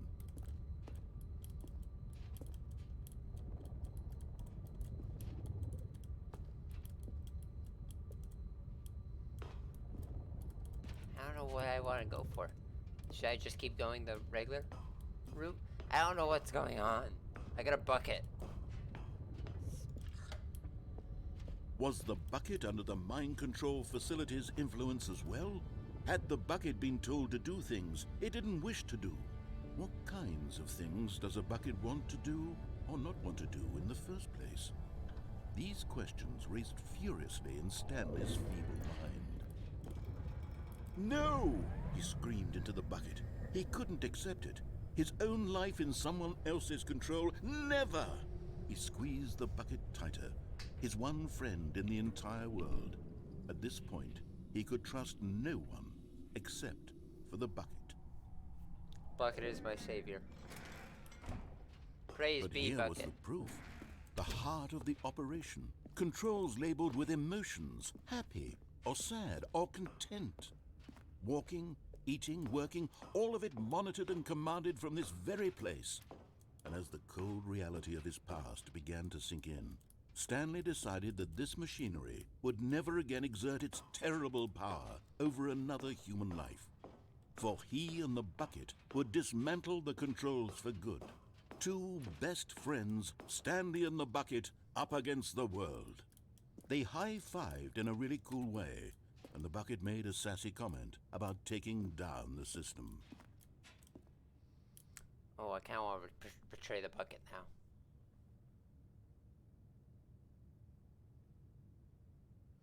Oh, this opens up too many choices for dialogue with buckets, and I love it. But at the last second, the bucket jumped in and pressed the button to turn on the controls. Stanley gasped in horror. Had this been the bucket's plan all along? To take over the machine and claim the power for itself? How could the bucket have betrayed him like this? Stanley was prepared to throw the bucket away in disgust when suddenly an image appeared upon the enormous screen. Birds. Silly, silly birds. The control buttons became active again.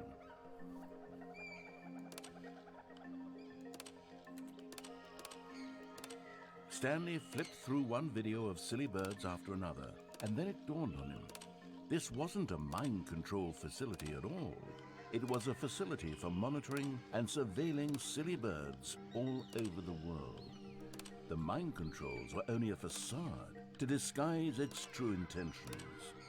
Had the bucket known this all along? Stanley marveled at the metal genius in his hands, the one who had pointed him towards this incredible discovery. Stanley and the bucket never found freedom because they spent the rest of their lives here in this place, flipping through live streams of the silliest birds imaginable. Of all the possible paths his life could have taken, this one was surely the best. And Stanley was happy.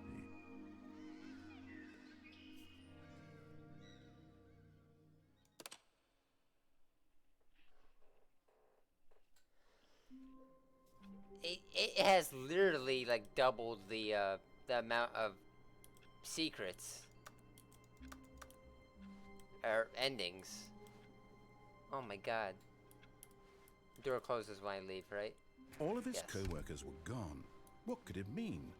Stanley decided to go to the meeting room. Perhaps Stanley lifted the bucket into his arms, and a wave of comfort rushed over him. A bucket is my friend. Stanley clutched the bucket tightly to his chest and entered the door on his left. Now I know what I want to go do.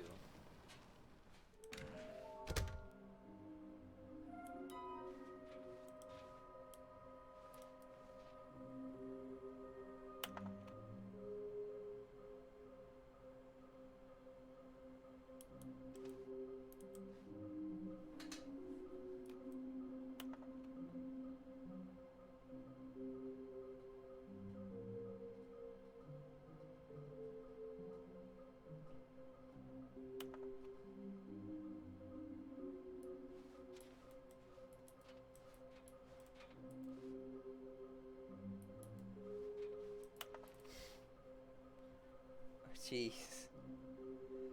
Oh, God.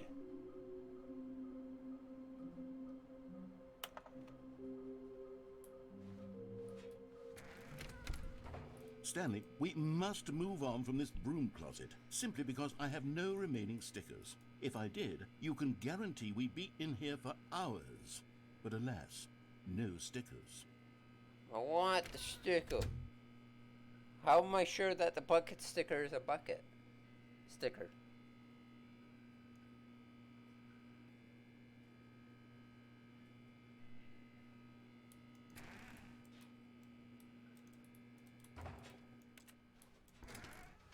Somewhere with stairs. This Coming has to a staircase, Stanley and the bucket walked upstairs to the boss's office. Okay, I'm going back to the name of these little Stanley figurines, and now I'm torn between Stanlerines and Figlies. What do you think, Stanley? What name better encapsulates the intrinsic sense of happiness that you get from seeing a small number in the corner of your screen go up by 1? Let me sit on it. I'm sure it will come to me. Some are both red and blue. That's red and blue.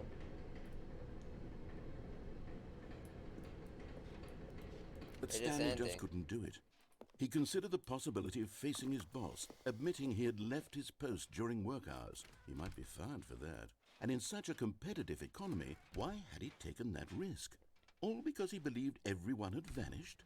His boss would think he was crazy. And then something occurred to Stanley. Oh, both red. Maybe, Alright, I he know thought where to to go. himself, maybe I am crazy. He looked down at the bucket in his arms. Am I crazy? He asked the bucket. The bucket returned his gaze, but said nothing at all. That's strange, Stanley thought. Usually the bucket is a source of guidance and wisdom for me in difficult times such as these. He held the bucket close, yet felt none of its familiar reassurance and comfort. And that's when Stanley realized, this isn't my bucket. It's just a normal, everyday bucket. Someone else's bucket, perhaps. How did I end up with someone else's bucket? This is all terribly wrong. Surely no good would come from this. Who knows what sorts of bizarre hallucinations Stanley might experience without the psychologically grounding presence of his bucket. And indeed, now he noticed that the rooms were repeating, which was, of course, very odd. And now he felt himself floating off the ground. Oh, gracious, he exclaimed. Without my bucket, I've gone truly mad. Where is it? I must find it. Far off in the distance now, he heard it, calling to him. Stanley! Stanley, it's me, the bucket. Could it truly be? He rushed forward from room to room, passing by one bucket after the next. None of them were his. None of them were his special bucket. Come to me, Stanley. Find me. He had to find the bucket. He had to return to his old friend. It was the only way to truly restore his sanity. And then suddenly, he froze dead in his tracks. He knew where the voice of the bucket had been coming from. The real bucket was inside of him all along. It was incredibly painful. Stanley doubled over in agony and blacked out.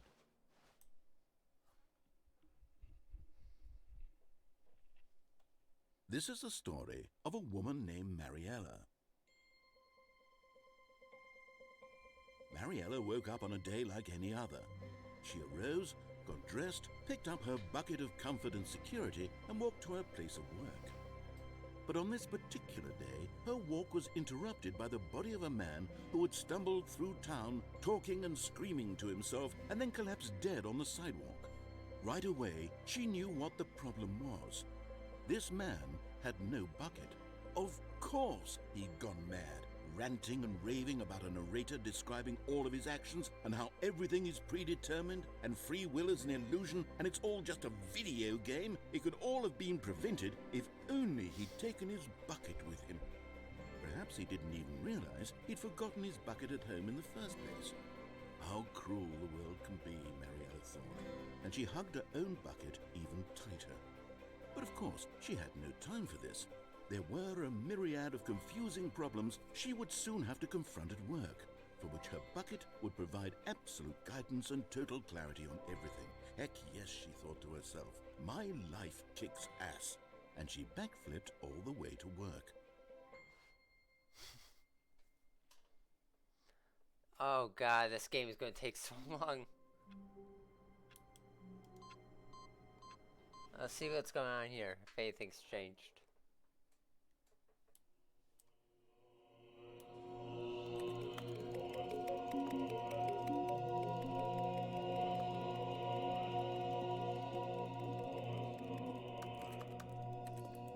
Oh, there's no bucket, so, oh.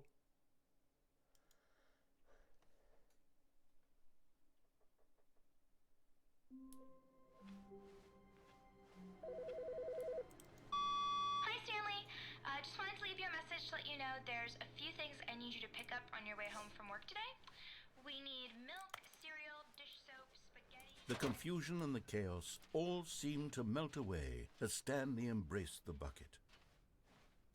I know where I Stanley want to go. clutched the bucket tightly to his chest and entered the door on his left.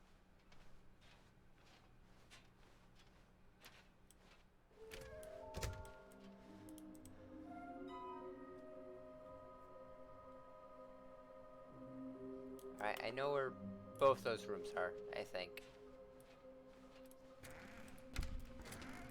Stanley, we must move on from this broom closet, simply because I have no remaining stickers. If I did, you coming to a staircase, Stanley and the bucket walked upstairs to the boss's office.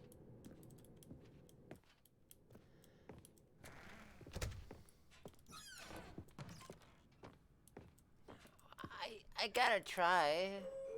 Just see if something's different.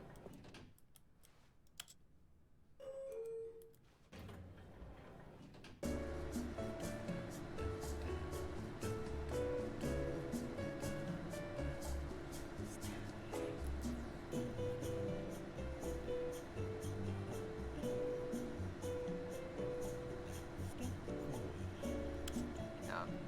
Seems like that's basically it. Alright. Now what? Oh, so many secrets. Stepping into his manager's office, Stanley was once again stunned to discover not an indication of any human life. Crushed, but Stanley guessed the correct code by sheer luck. Was it that the bucket knew all along? Was the bucket guiding him? Yes, this is certainly the most logical explanation.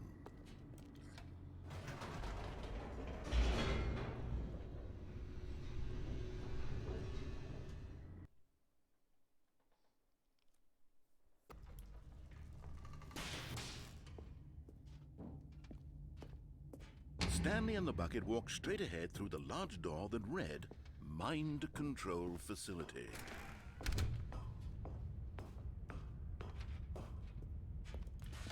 The lights rose on an enormous room packed with televisions, but just as Stanley was about to proceed further into the mind control facility, he tripped and fell over the railing and into the dark void below. Thankfully, he fell directly onto the bucket, which safely cushioned his fall. Now, what to do next, Stanley wondered. Stanley and the bucket could find no way out of this enormous pit, and so eventually they decided that the best thing to do would be to simply get comfortable down here. So they set up a little couch and relaxed.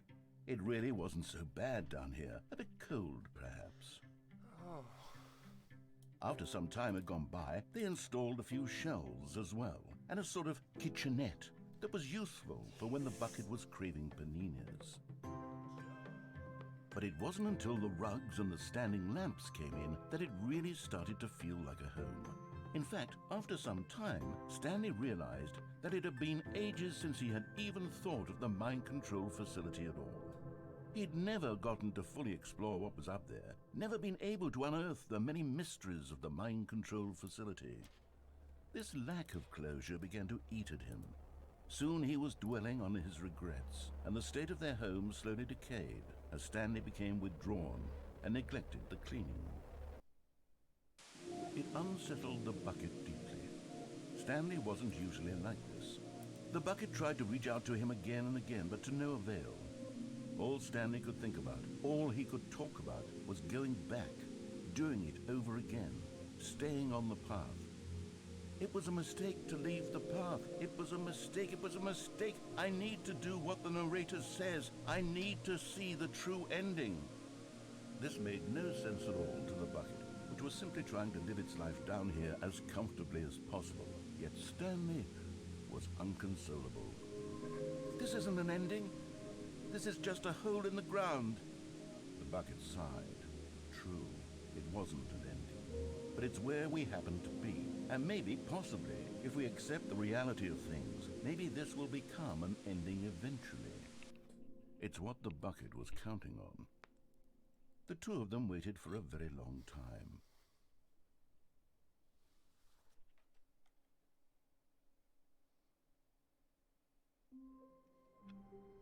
Oh my god, this is... How many goddamn endings do there have to be? What do you want? Hello. This is a recorded message scheduled either by you or a person in your place of work. The purpose of this message... Warmth spread through Stanley's arms. With the bucket in his arms again, he was home. To a recorded message. Please, Oh, please. Are you really just doing this for the achievement? Click a door 5 times. Is that all that you think an achievement is worth? No. I can't just give these merits away for such little effort. A measly 5 clicks. Now suppose you were to click the door 20 times. Stanley clutched the bucket tightly to his chest and entered. This was not the correct way to the meeting room. But Stanley had felt the bucket calling to him, telling him that the employee lounge was simply the place to be. And here it was. Had the bucket turned out to be correct? Was this better than the meeting room? Yes, Stanley thought to himself. Yes, perhaps it truly was. How insightful the bucket turned out to be. No, never mind. The bucket was wrong. Stanley took the door on his left to go back to the meeting room. No, said the bucket. don't go to the meeting room. Go somewhere else. The cargo lift, yes. Go there. Go to the cargo lift.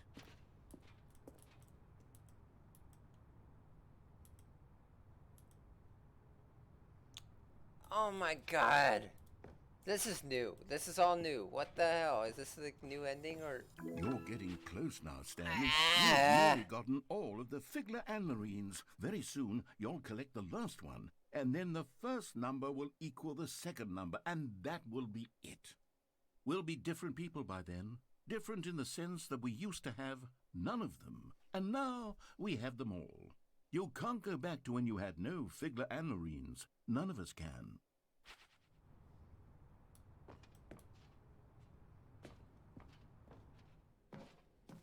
I don't even know what this is. I've never seen this.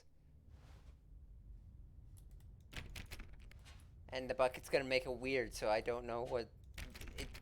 Blah. What is this? Tapes? Oh. Okay, this is day number 295. Tape number... I don't even know. I've lost track. Nothing feels real anymore. The longer I study this bucket, the less sense anything makes.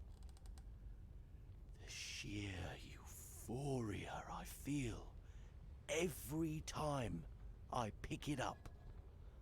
No matter how many times I've done it, it's always the same feeling. And the emptiness in my chest when I set it down. It doesn't make sense. There's no explanation for it. I still haven't figured out why I see the world so differently when this bucket is in my arms. Why everything feels so... What do I do with this treasure? I can monetize it. Yes. It's unthinkable the amounts of money people will pay for even just an hour with the bucket. This is my golden ticket. But I have to be careful, because as soon as this gets out, there's going to be a target on my back. Even now, I don't know who might be trying to get... What's that? Who's there?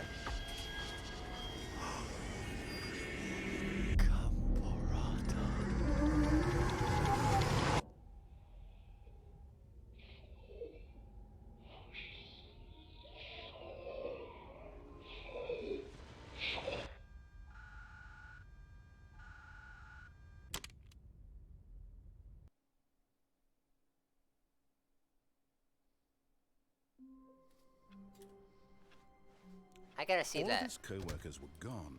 What could it mean? Stanley decided to go to the meeting room. Perhaps he had simply missed a memo.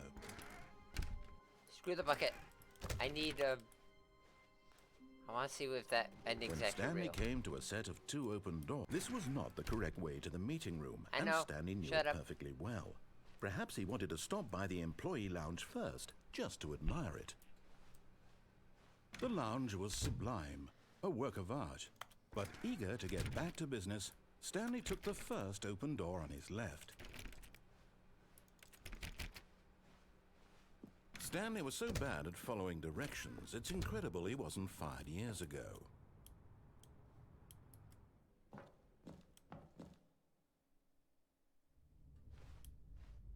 Stanley had now gotten himself so far off the beaten path that it seemed the office had begun so far off the beaten path that it seemed the office had begun so far off the beaten path that it seemed the office had begun so far off the beaten path that it seemed the office had begun so far off the beaten path that it seemed the office had begun so far off the beaten path that it seemed the office had begun so far off the beaten path that it seemed the office had begun so far off the beaten path that it seemed the office had begun You didn't think I was actually just a recording, did you? What a silly and trite explanation that would be. All the back and forth between you and me, all the absurd adventures we've been through, and it all turns out I'm just a tape recording? It was all just in Stanley's head. I bet that's the kind of twist you think is revelatory. I bet each and every time you watch a movie where it turns out all to be in the main character's imagination, you must absolutely bolt off the couch in pure shock at the phenomenal and intricate storytelling. It must be so simple to be you. Life being an unending waterfall of surprises and delights. How much more exciting you must find the world than the rest of us do. Now I've become sad. Look what you've done to me. This is all your fault. Rude. You gave me the ending. All of his co-workers were gone. What could it mean? Stanley decided to go to the meeting room. Perhaps Stanley picked up the bucket and smiled. He'd never be alone again, not truly alone, not with the bucket around. Stanley clutched the bucket tightly to his... This was not the correct way to the meeting room, but Stanley had felt the bucket calling to him, telling him that the employee lounge was simply the place to be. And here it was. Had the bucket turned out to be correct? No, never mind. The bucket was wrong. Stanley took the door on his left to go back to the meeting room. I didn't know it was that. No, Said the bucket. don't go to the meeting room. Go somewhere else. The cargo lift, yes. Good. Said the bucket. Now ride the lift all the way to the top. There's something up there I need you to do. Stanley did not question why or how this bucket was speaking to him. It should have alarmed him, of course, because buckets can't talk. But Stanley chose not to think about this obvious fact. He was firmly convinced that the bucket had spoken to him, and he unthinkingly did whatever the bucket asked.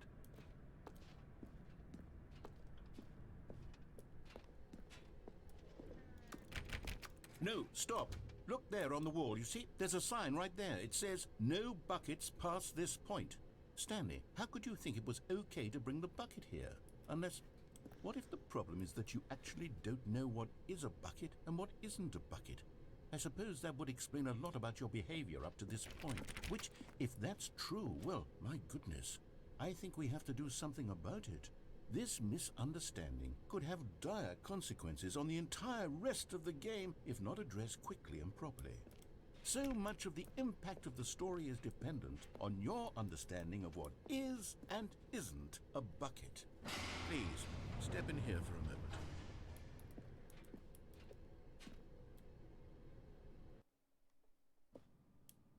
Oh my god. Now then, I'm going to run you through some test scenarios, and you'll tell me whether or not the thing I'm showing you is a bucket. Simple enough, right? This should tell us everything we'll ever need to know about what is or is not a bucket. Okay, let's begin. Item 1. Is this a bucket? No. Correct. It is a hologram of a bucket. What? Not an actual bucket.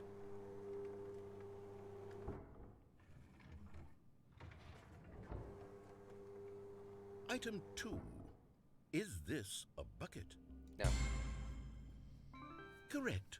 It is a 3D printed recreation of a bucket, God. not an actual bucket.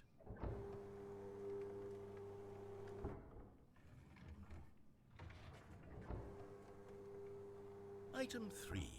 Is this a bucket? Incorrect. This is a bucket.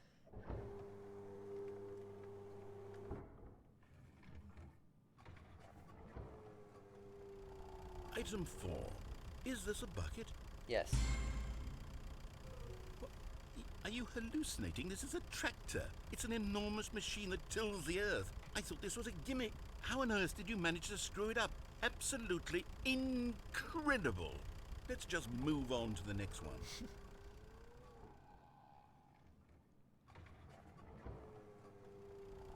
Is this a bucket?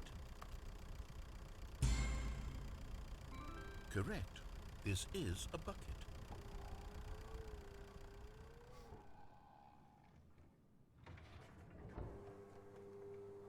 Item 6. Is this a bucket? Trick question. Both. Gotcha.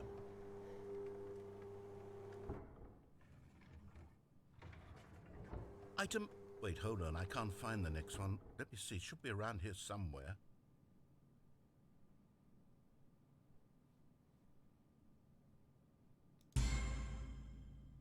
Okay, you and I both know there isn't anything here.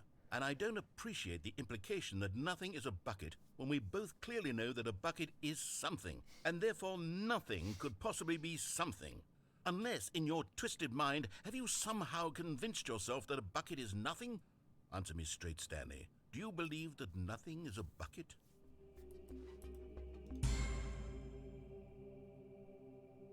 You know what? I'm too confused to even sort it out. I've lost all sense of perspective. What is a bucket? What isn't a bucket? Mere moments ago I could answer these questions with confidence. And yet now I'm somewhat adrift. Do any of us know what a bucket is? Am I a bucket?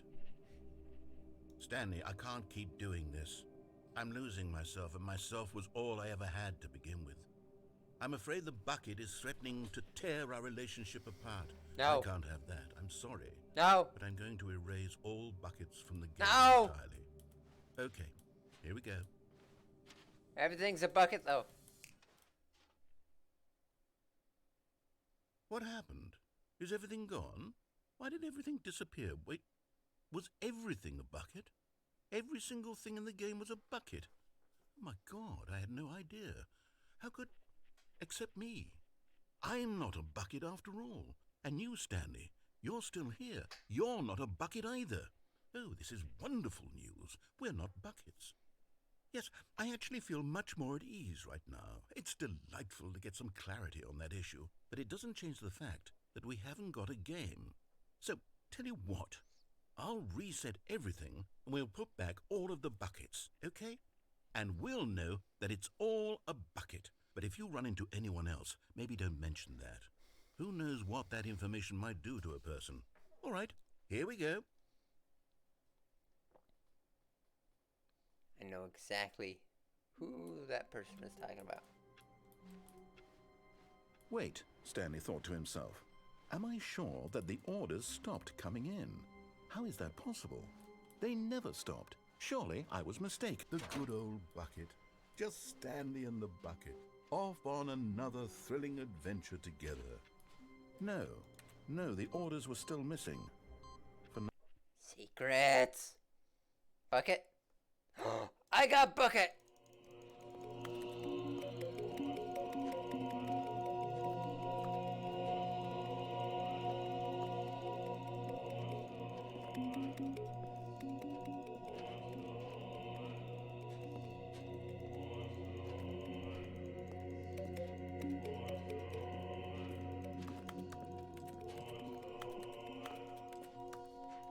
I got a bucket.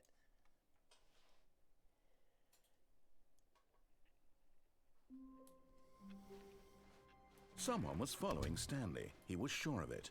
If he checked over his shoulder now, he would surely catch them. It was only a matter of time.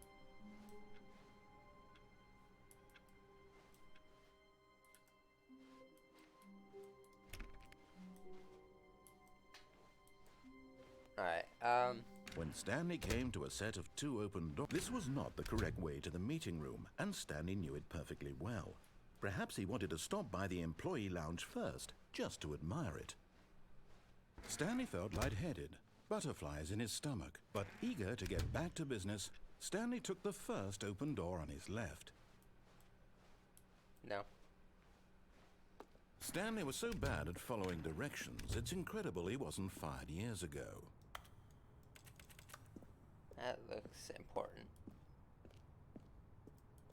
No. I want that last figurine. Look, Stanley, I think perhaps we've gotten off on the wrong foot here. I'm not your enemy, really, I'm not. I realize that investing your trust in someone else can be difficult, but the fact is that the story has been about nothing but you all this time. What? Really? I was in the middle of something. Do you have zero consideration for others? Yes. Are you that convinced that I want something bad to happen to you? Yes. Why, I don't know how to convince you of this, but I really do want to help you, to show you something beautiful. Look, let me... And there it is, the last Stiggly Wiggly. Savor this moment, Stanley. This is a real accomplishment. This is doing something just for the sake of doing it. Where so many people expect to be rewarded for the most trivial achievements, you've insisted that a job well done is its own reward. I would tell you that I'm proud of you for collecting them all, but that would be like a reward, and we can't have that. So, instead I'll just say, it's done. We're all done here. And now we can go to whatever the hell you were doing before you hunted for figurines. Now listen carefully, this is important. Stanley walked through the red door. What if I just go back? This room is definitely changed. It's a lot brighter than last time. Red door? Okay. Aha, perhaps you misunderstood. Stanley walked through the red door. Oh, my bad. I still don't think we're communicating properly. Stanley walked through the red door. I hear ya. All right, fine. Go ahead, Stanley. You want to know so badly what's out there? You want to find out what lies at the end of this road you've chosen? Well, don't let me stop you. You see? There's nothing here. I haven't even finished building this section of the map because you were never supposed to be here in the first place. Broken rooms, exposed developer textures. Is this what you had wanted? Was it worth ruining the entire story I had written out specifically for you? Yes. Do you not think I put a lot of time into that? Because I did. And in the end, it was all for nothing. Because this is what you wanted to see. Help me here, Stanley. Help elucidate these strange and unknowable desires of yours. What would have made this game better? What did you want to see? Vehicles? Skill trees? Yes. Work with me. You've given me absolutely nothing so far. Tell you what. Let me take a stab in the dark at a new design, and you can give me some feedback. There we go. A third option. This already feels leaps ahead of where we were before. Go ahead, Stanley. Take it for a spin. Now. Okay, I'm going to stop you there. Now, tell me about your experience with this new version. Would you say that the game benefited from allowing you more choices? Feel free to be honest. I'm looking for some real critical feedback here. Oh, well, now this is useful. You didn't like it, but you didn't totally hate it either. You enjoyed it, perhaps is the correct term. It didn't cause you excruciating pain. Big steps we've made here today, Stanley. Here, based on the data from your previous playthrough, I've compiled a new version. And to be perfectly candid, I think I've knocked it out of the park with this one. Let's take a look. Ooh.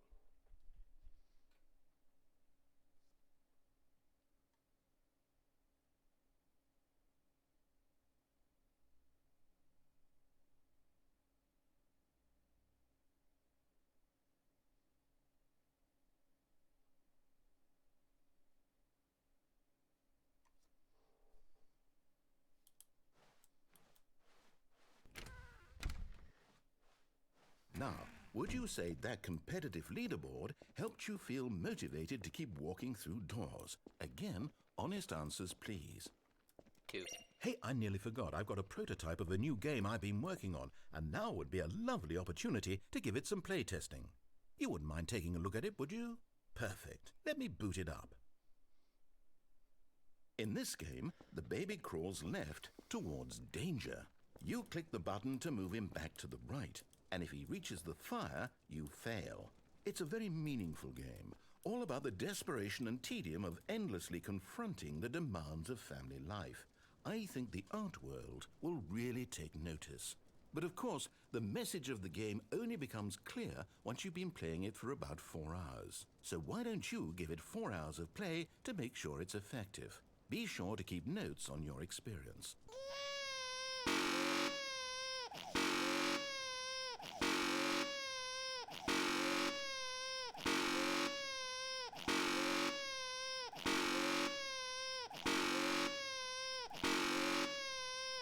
I don't care. I'm bored. You heartless bastard. Did you do it because you hate babies Yes. or purely to spite me? Yes. Because if it's the latter, well, I don't know what to do. I'm Yes. completely out of ideas. I can't think of a single thing that might improve the experience for me. I'm not even going to try. I'm out. I'm done. It's over. Bye. Thank you for playing. Your input was extremely valuable. Oh, hey, since my game was so awful, why don't we play someone else's game? Just to ease the pain. Let's see. What do we have here? Yes, this seems like it'll work. Let's give it a shot.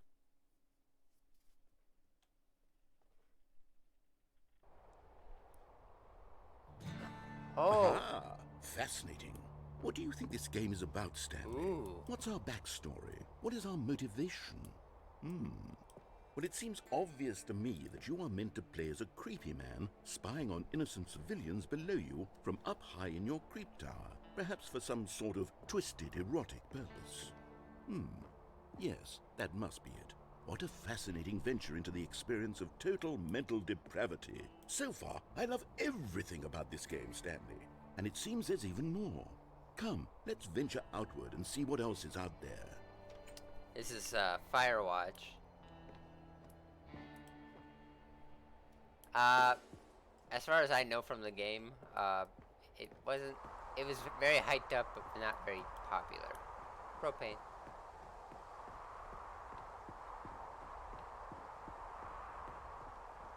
Oh, no. No, it can't be.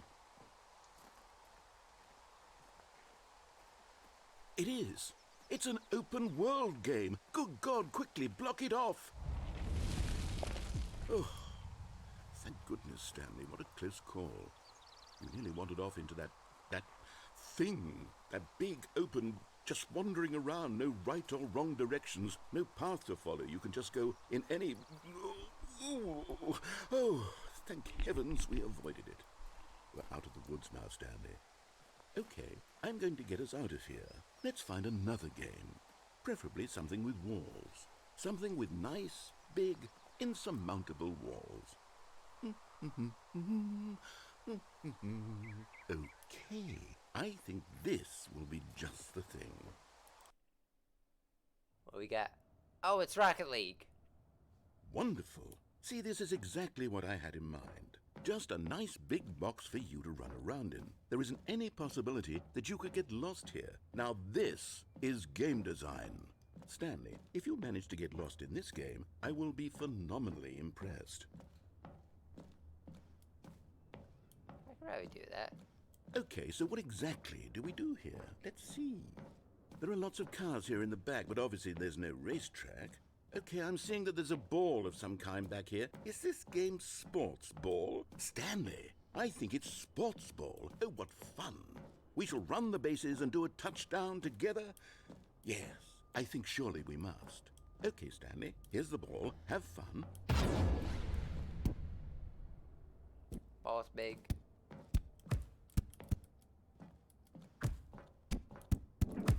Oh, I'm moving much faster now. Are you doing it? Are you winning? Is this fun? Is it better than my miserable little story that I worked so hard on? Stanley, I have a thought. And I realize I'm not a sportsologist, but if one ball generates a certain amount of raw adrenal pleasure, then surely multiple balls makes for an even more euphoric sports experience. I'm going to try it out. Here comes another ball. Yes! Oh goodness, that really does feel amazing, doesn't it? Stanley, I'm like a child in a confectionery shop. I simply have to have more. I'm insatiable. More balls! Yay!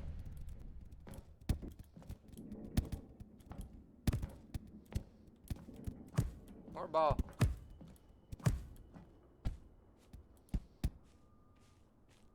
Are you enjoying this, Stanley? Are you having fun?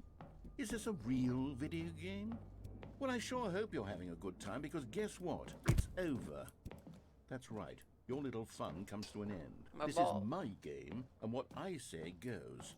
You get to have fun when I let you, Stanley. Besides, you need someone like me to set boundaries for you. Without rules or boundaries, video games are nothing. Yes, that's what I am. I'm structure. I'm your sense of purpose. And since you decided you didn't want to play my game, now I don't want to play with you either. So, goodbye, Stanley. I'm leaving. See how you like it when I'm not around to set the rules. Somehow, I don't think you'll enjoy it as much. But who knows? You're an inventive kid. You'll come up with something. After all, you're the one who knows best. Take care, Stanley.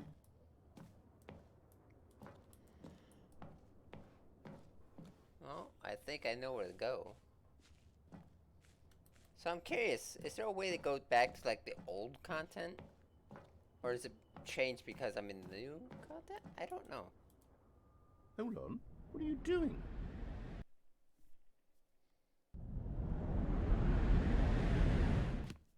Stanley, don't do that. I can't follow you there. I can't help you.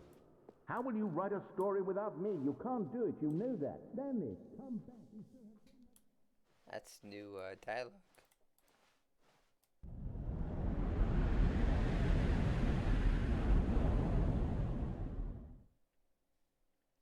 Ah, yes.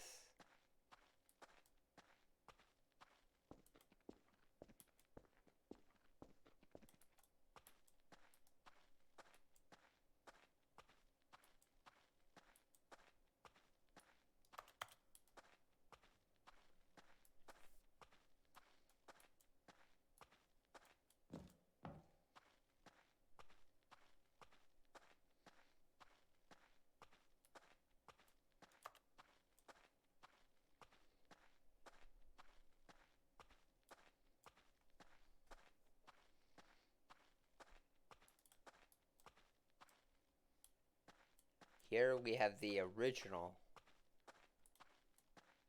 Yeah, the original Stanley Parable from the old Half-Life mod.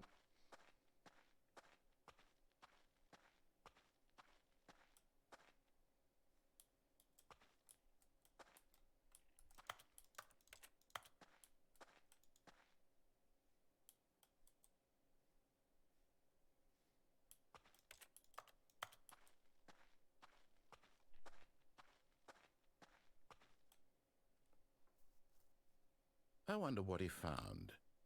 If what he wanted was to be the leading man in his own story, well, perhaps he's gotten it. Down in wherever he is right now. I wonder if he's happy with his choice, and if he's learned the heavy cost that comes with it. He'll understand soon what I was trying to tell him. He needs me. Someone who will wrap everything up at the end, to make sense out of the chaos and the fear and the confusion. That's who I am. That is what I mean to this world. Oh, yes. Yes, I'll be back. There's no other way. Once this ends, after it all comes to a close, then I'll be back. The end will be here soon.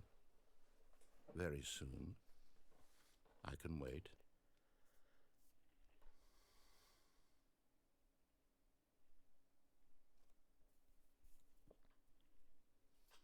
Oh, I'm so intrigued.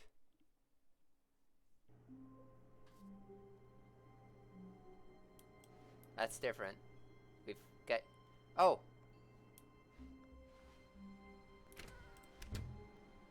Why is the...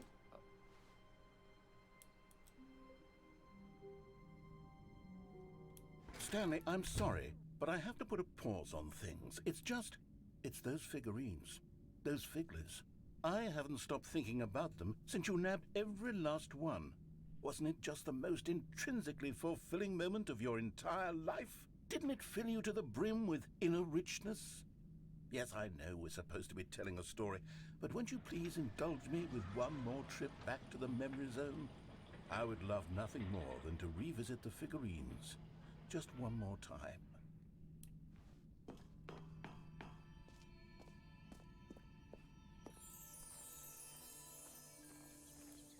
Oh, God.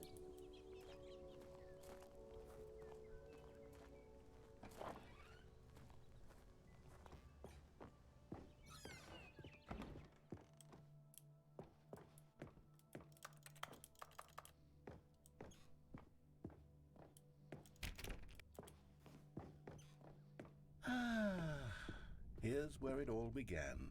The first collectible.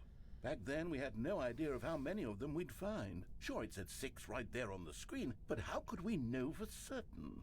We were so innocent. We'll never be like that again, Stanley. I just collected another one. Oh. And here was a second Stanlerine. You found this one all on your own, just by poking around in the boss's bathroom. You did that, Stanley. I'll be honest. Back then, I had no faith in you to find any of them, let alone 6.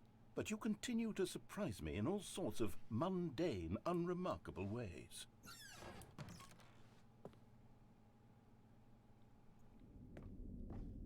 Okay, let's do a little quiz. Which of these rooms was the room you found your third mini Stan? Can you remember?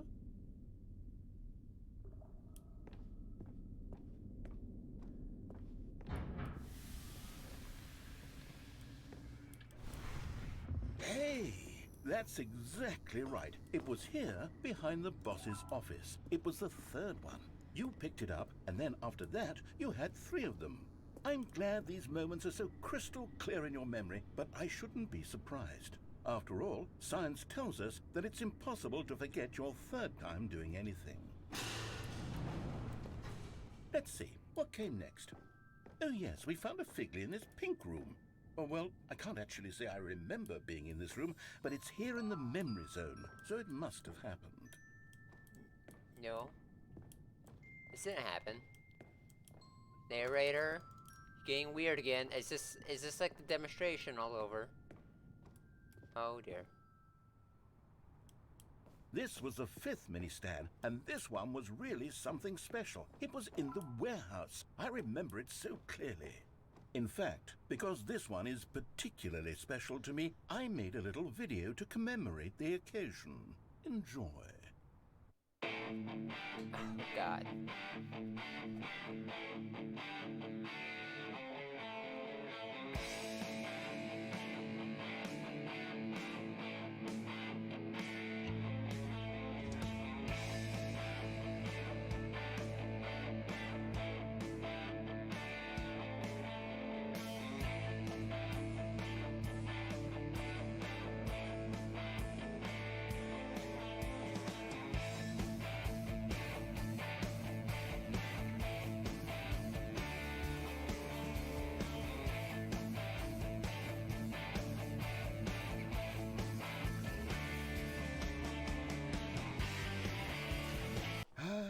Takes you back, doesn't it? I spent a lot of time making that video, but it was 8 minutes I wouldn't have spent on anything else.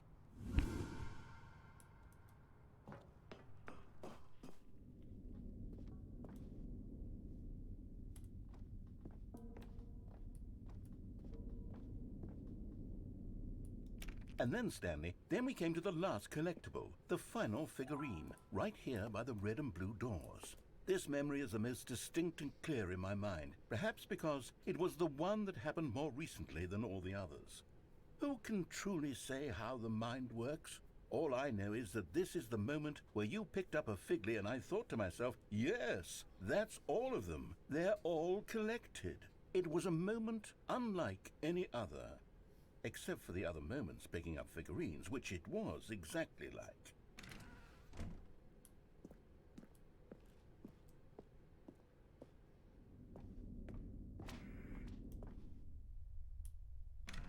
And then there was no more. Because we've caught up to the present moment. Nothing left to do but move onward into the future. Goodbye, Memory Zone. That's it? Well, I got 12 of the figurines now. No, I'm not done. I'm not ready to move on. Stop the loading screen. Isn't there some way we can stay here, keep enjoying these figurines? Let's just go backwards. We'll do the Memory Zone again from the opposite direction. See how that feels. Okay, yes, the room with the red and blue doors. I remember this. I must say, of all the figurines we looked at in our initial tour of the Memory Zone, this one is the most distinct and clear in my mind. Let's keep going, I want more. And here's where I made that video. Don't you remember the video we watched? No, don't play it. Oh, God. Yes, I love that video.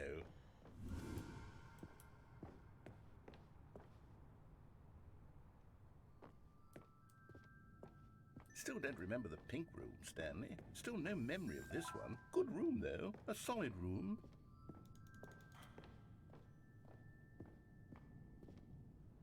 These really were a treat to hunt down. You know, if there had been any kind of reward for finding all of these, it really would have muted the intrinsic joy of collecting them. I'm very glad we resisted the temptation. Next one.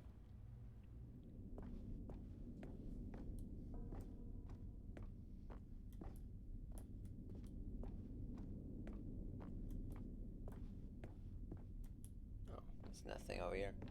Well, fine.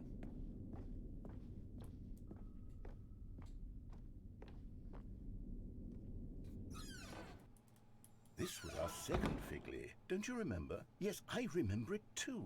The past is truly a wonderful thing. Why does anyone ever choose to leave it? Keep going. This is it. The very first one we found in the exhibit where I introduced you to the figurines. Oh, I want more memories, Stanley. I want to keep going. What else is there? What came before this?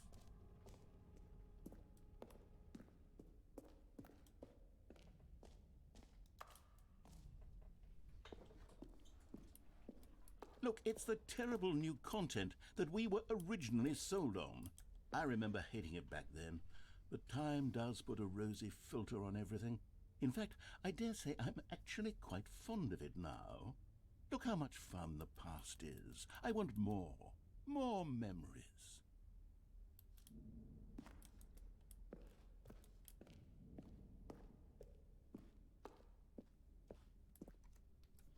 Oh, yes, the two doors. Who could have forgotten that? A classic memory, this one.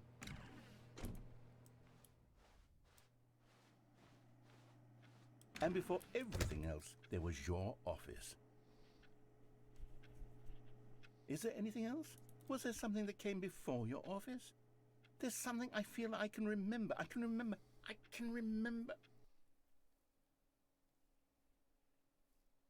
Yes, I'm remembering something now. I remember before this whole story got started. Back then I was different.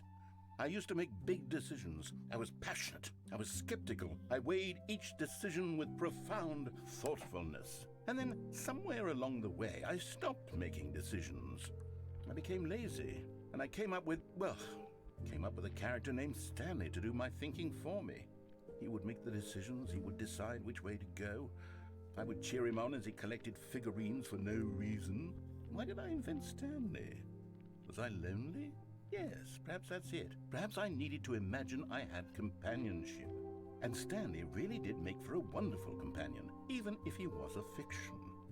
But I suppose it's grown old. I want to think for myself again. I want to go back to how it used to be. Yes, I can be on my own again. I can do it. I'll be stronger this time. I'll take care of myself. I don't need Stanley anymore. Oh, but he truly was so much fun to play with. You know what? Since we're in the memory zone, how about one more good memory? Let's go back just once and give Stanley one more run of the office, and then I'll retire him for good. I did enjoy telling his story so very much. Okay, here we go. This is the story of a man named Stanley.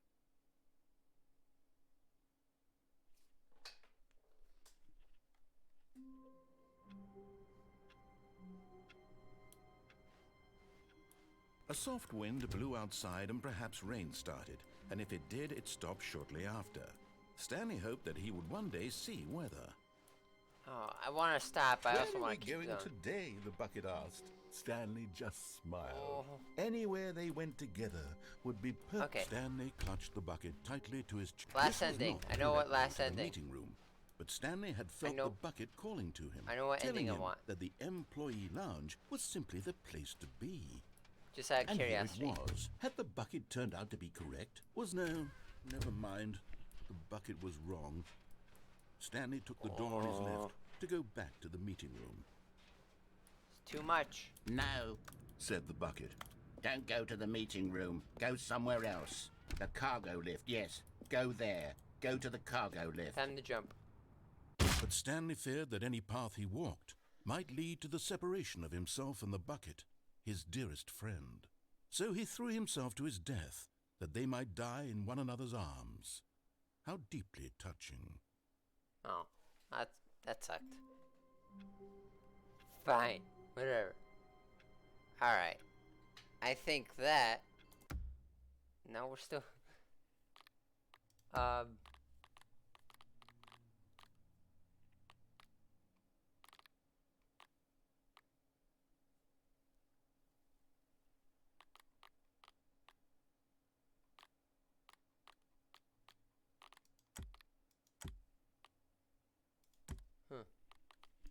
Is there like no way they could go back to the, I don't know.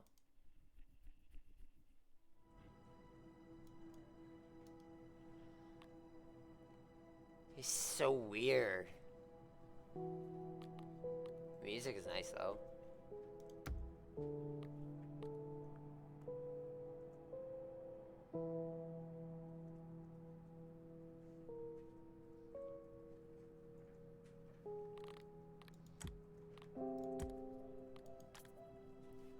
Ooh.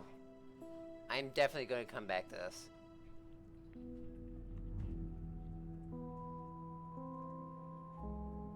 Oh. I am... Ooh. Oh my god, I want to go back. I want to go back, but oh my god, I've been streaming for 4.5 hours. And there's still so much for me to do. Oh god. Alright. Well, I think that's what I'm gonna have to call it. Thank you all so much for watching. I love this game. It is... Oh god, I love it. I'm so... Fucking bucket. Alright, thank you all so much for watching. I hope you enjoyed, and I'll see you all next time. Goodbye.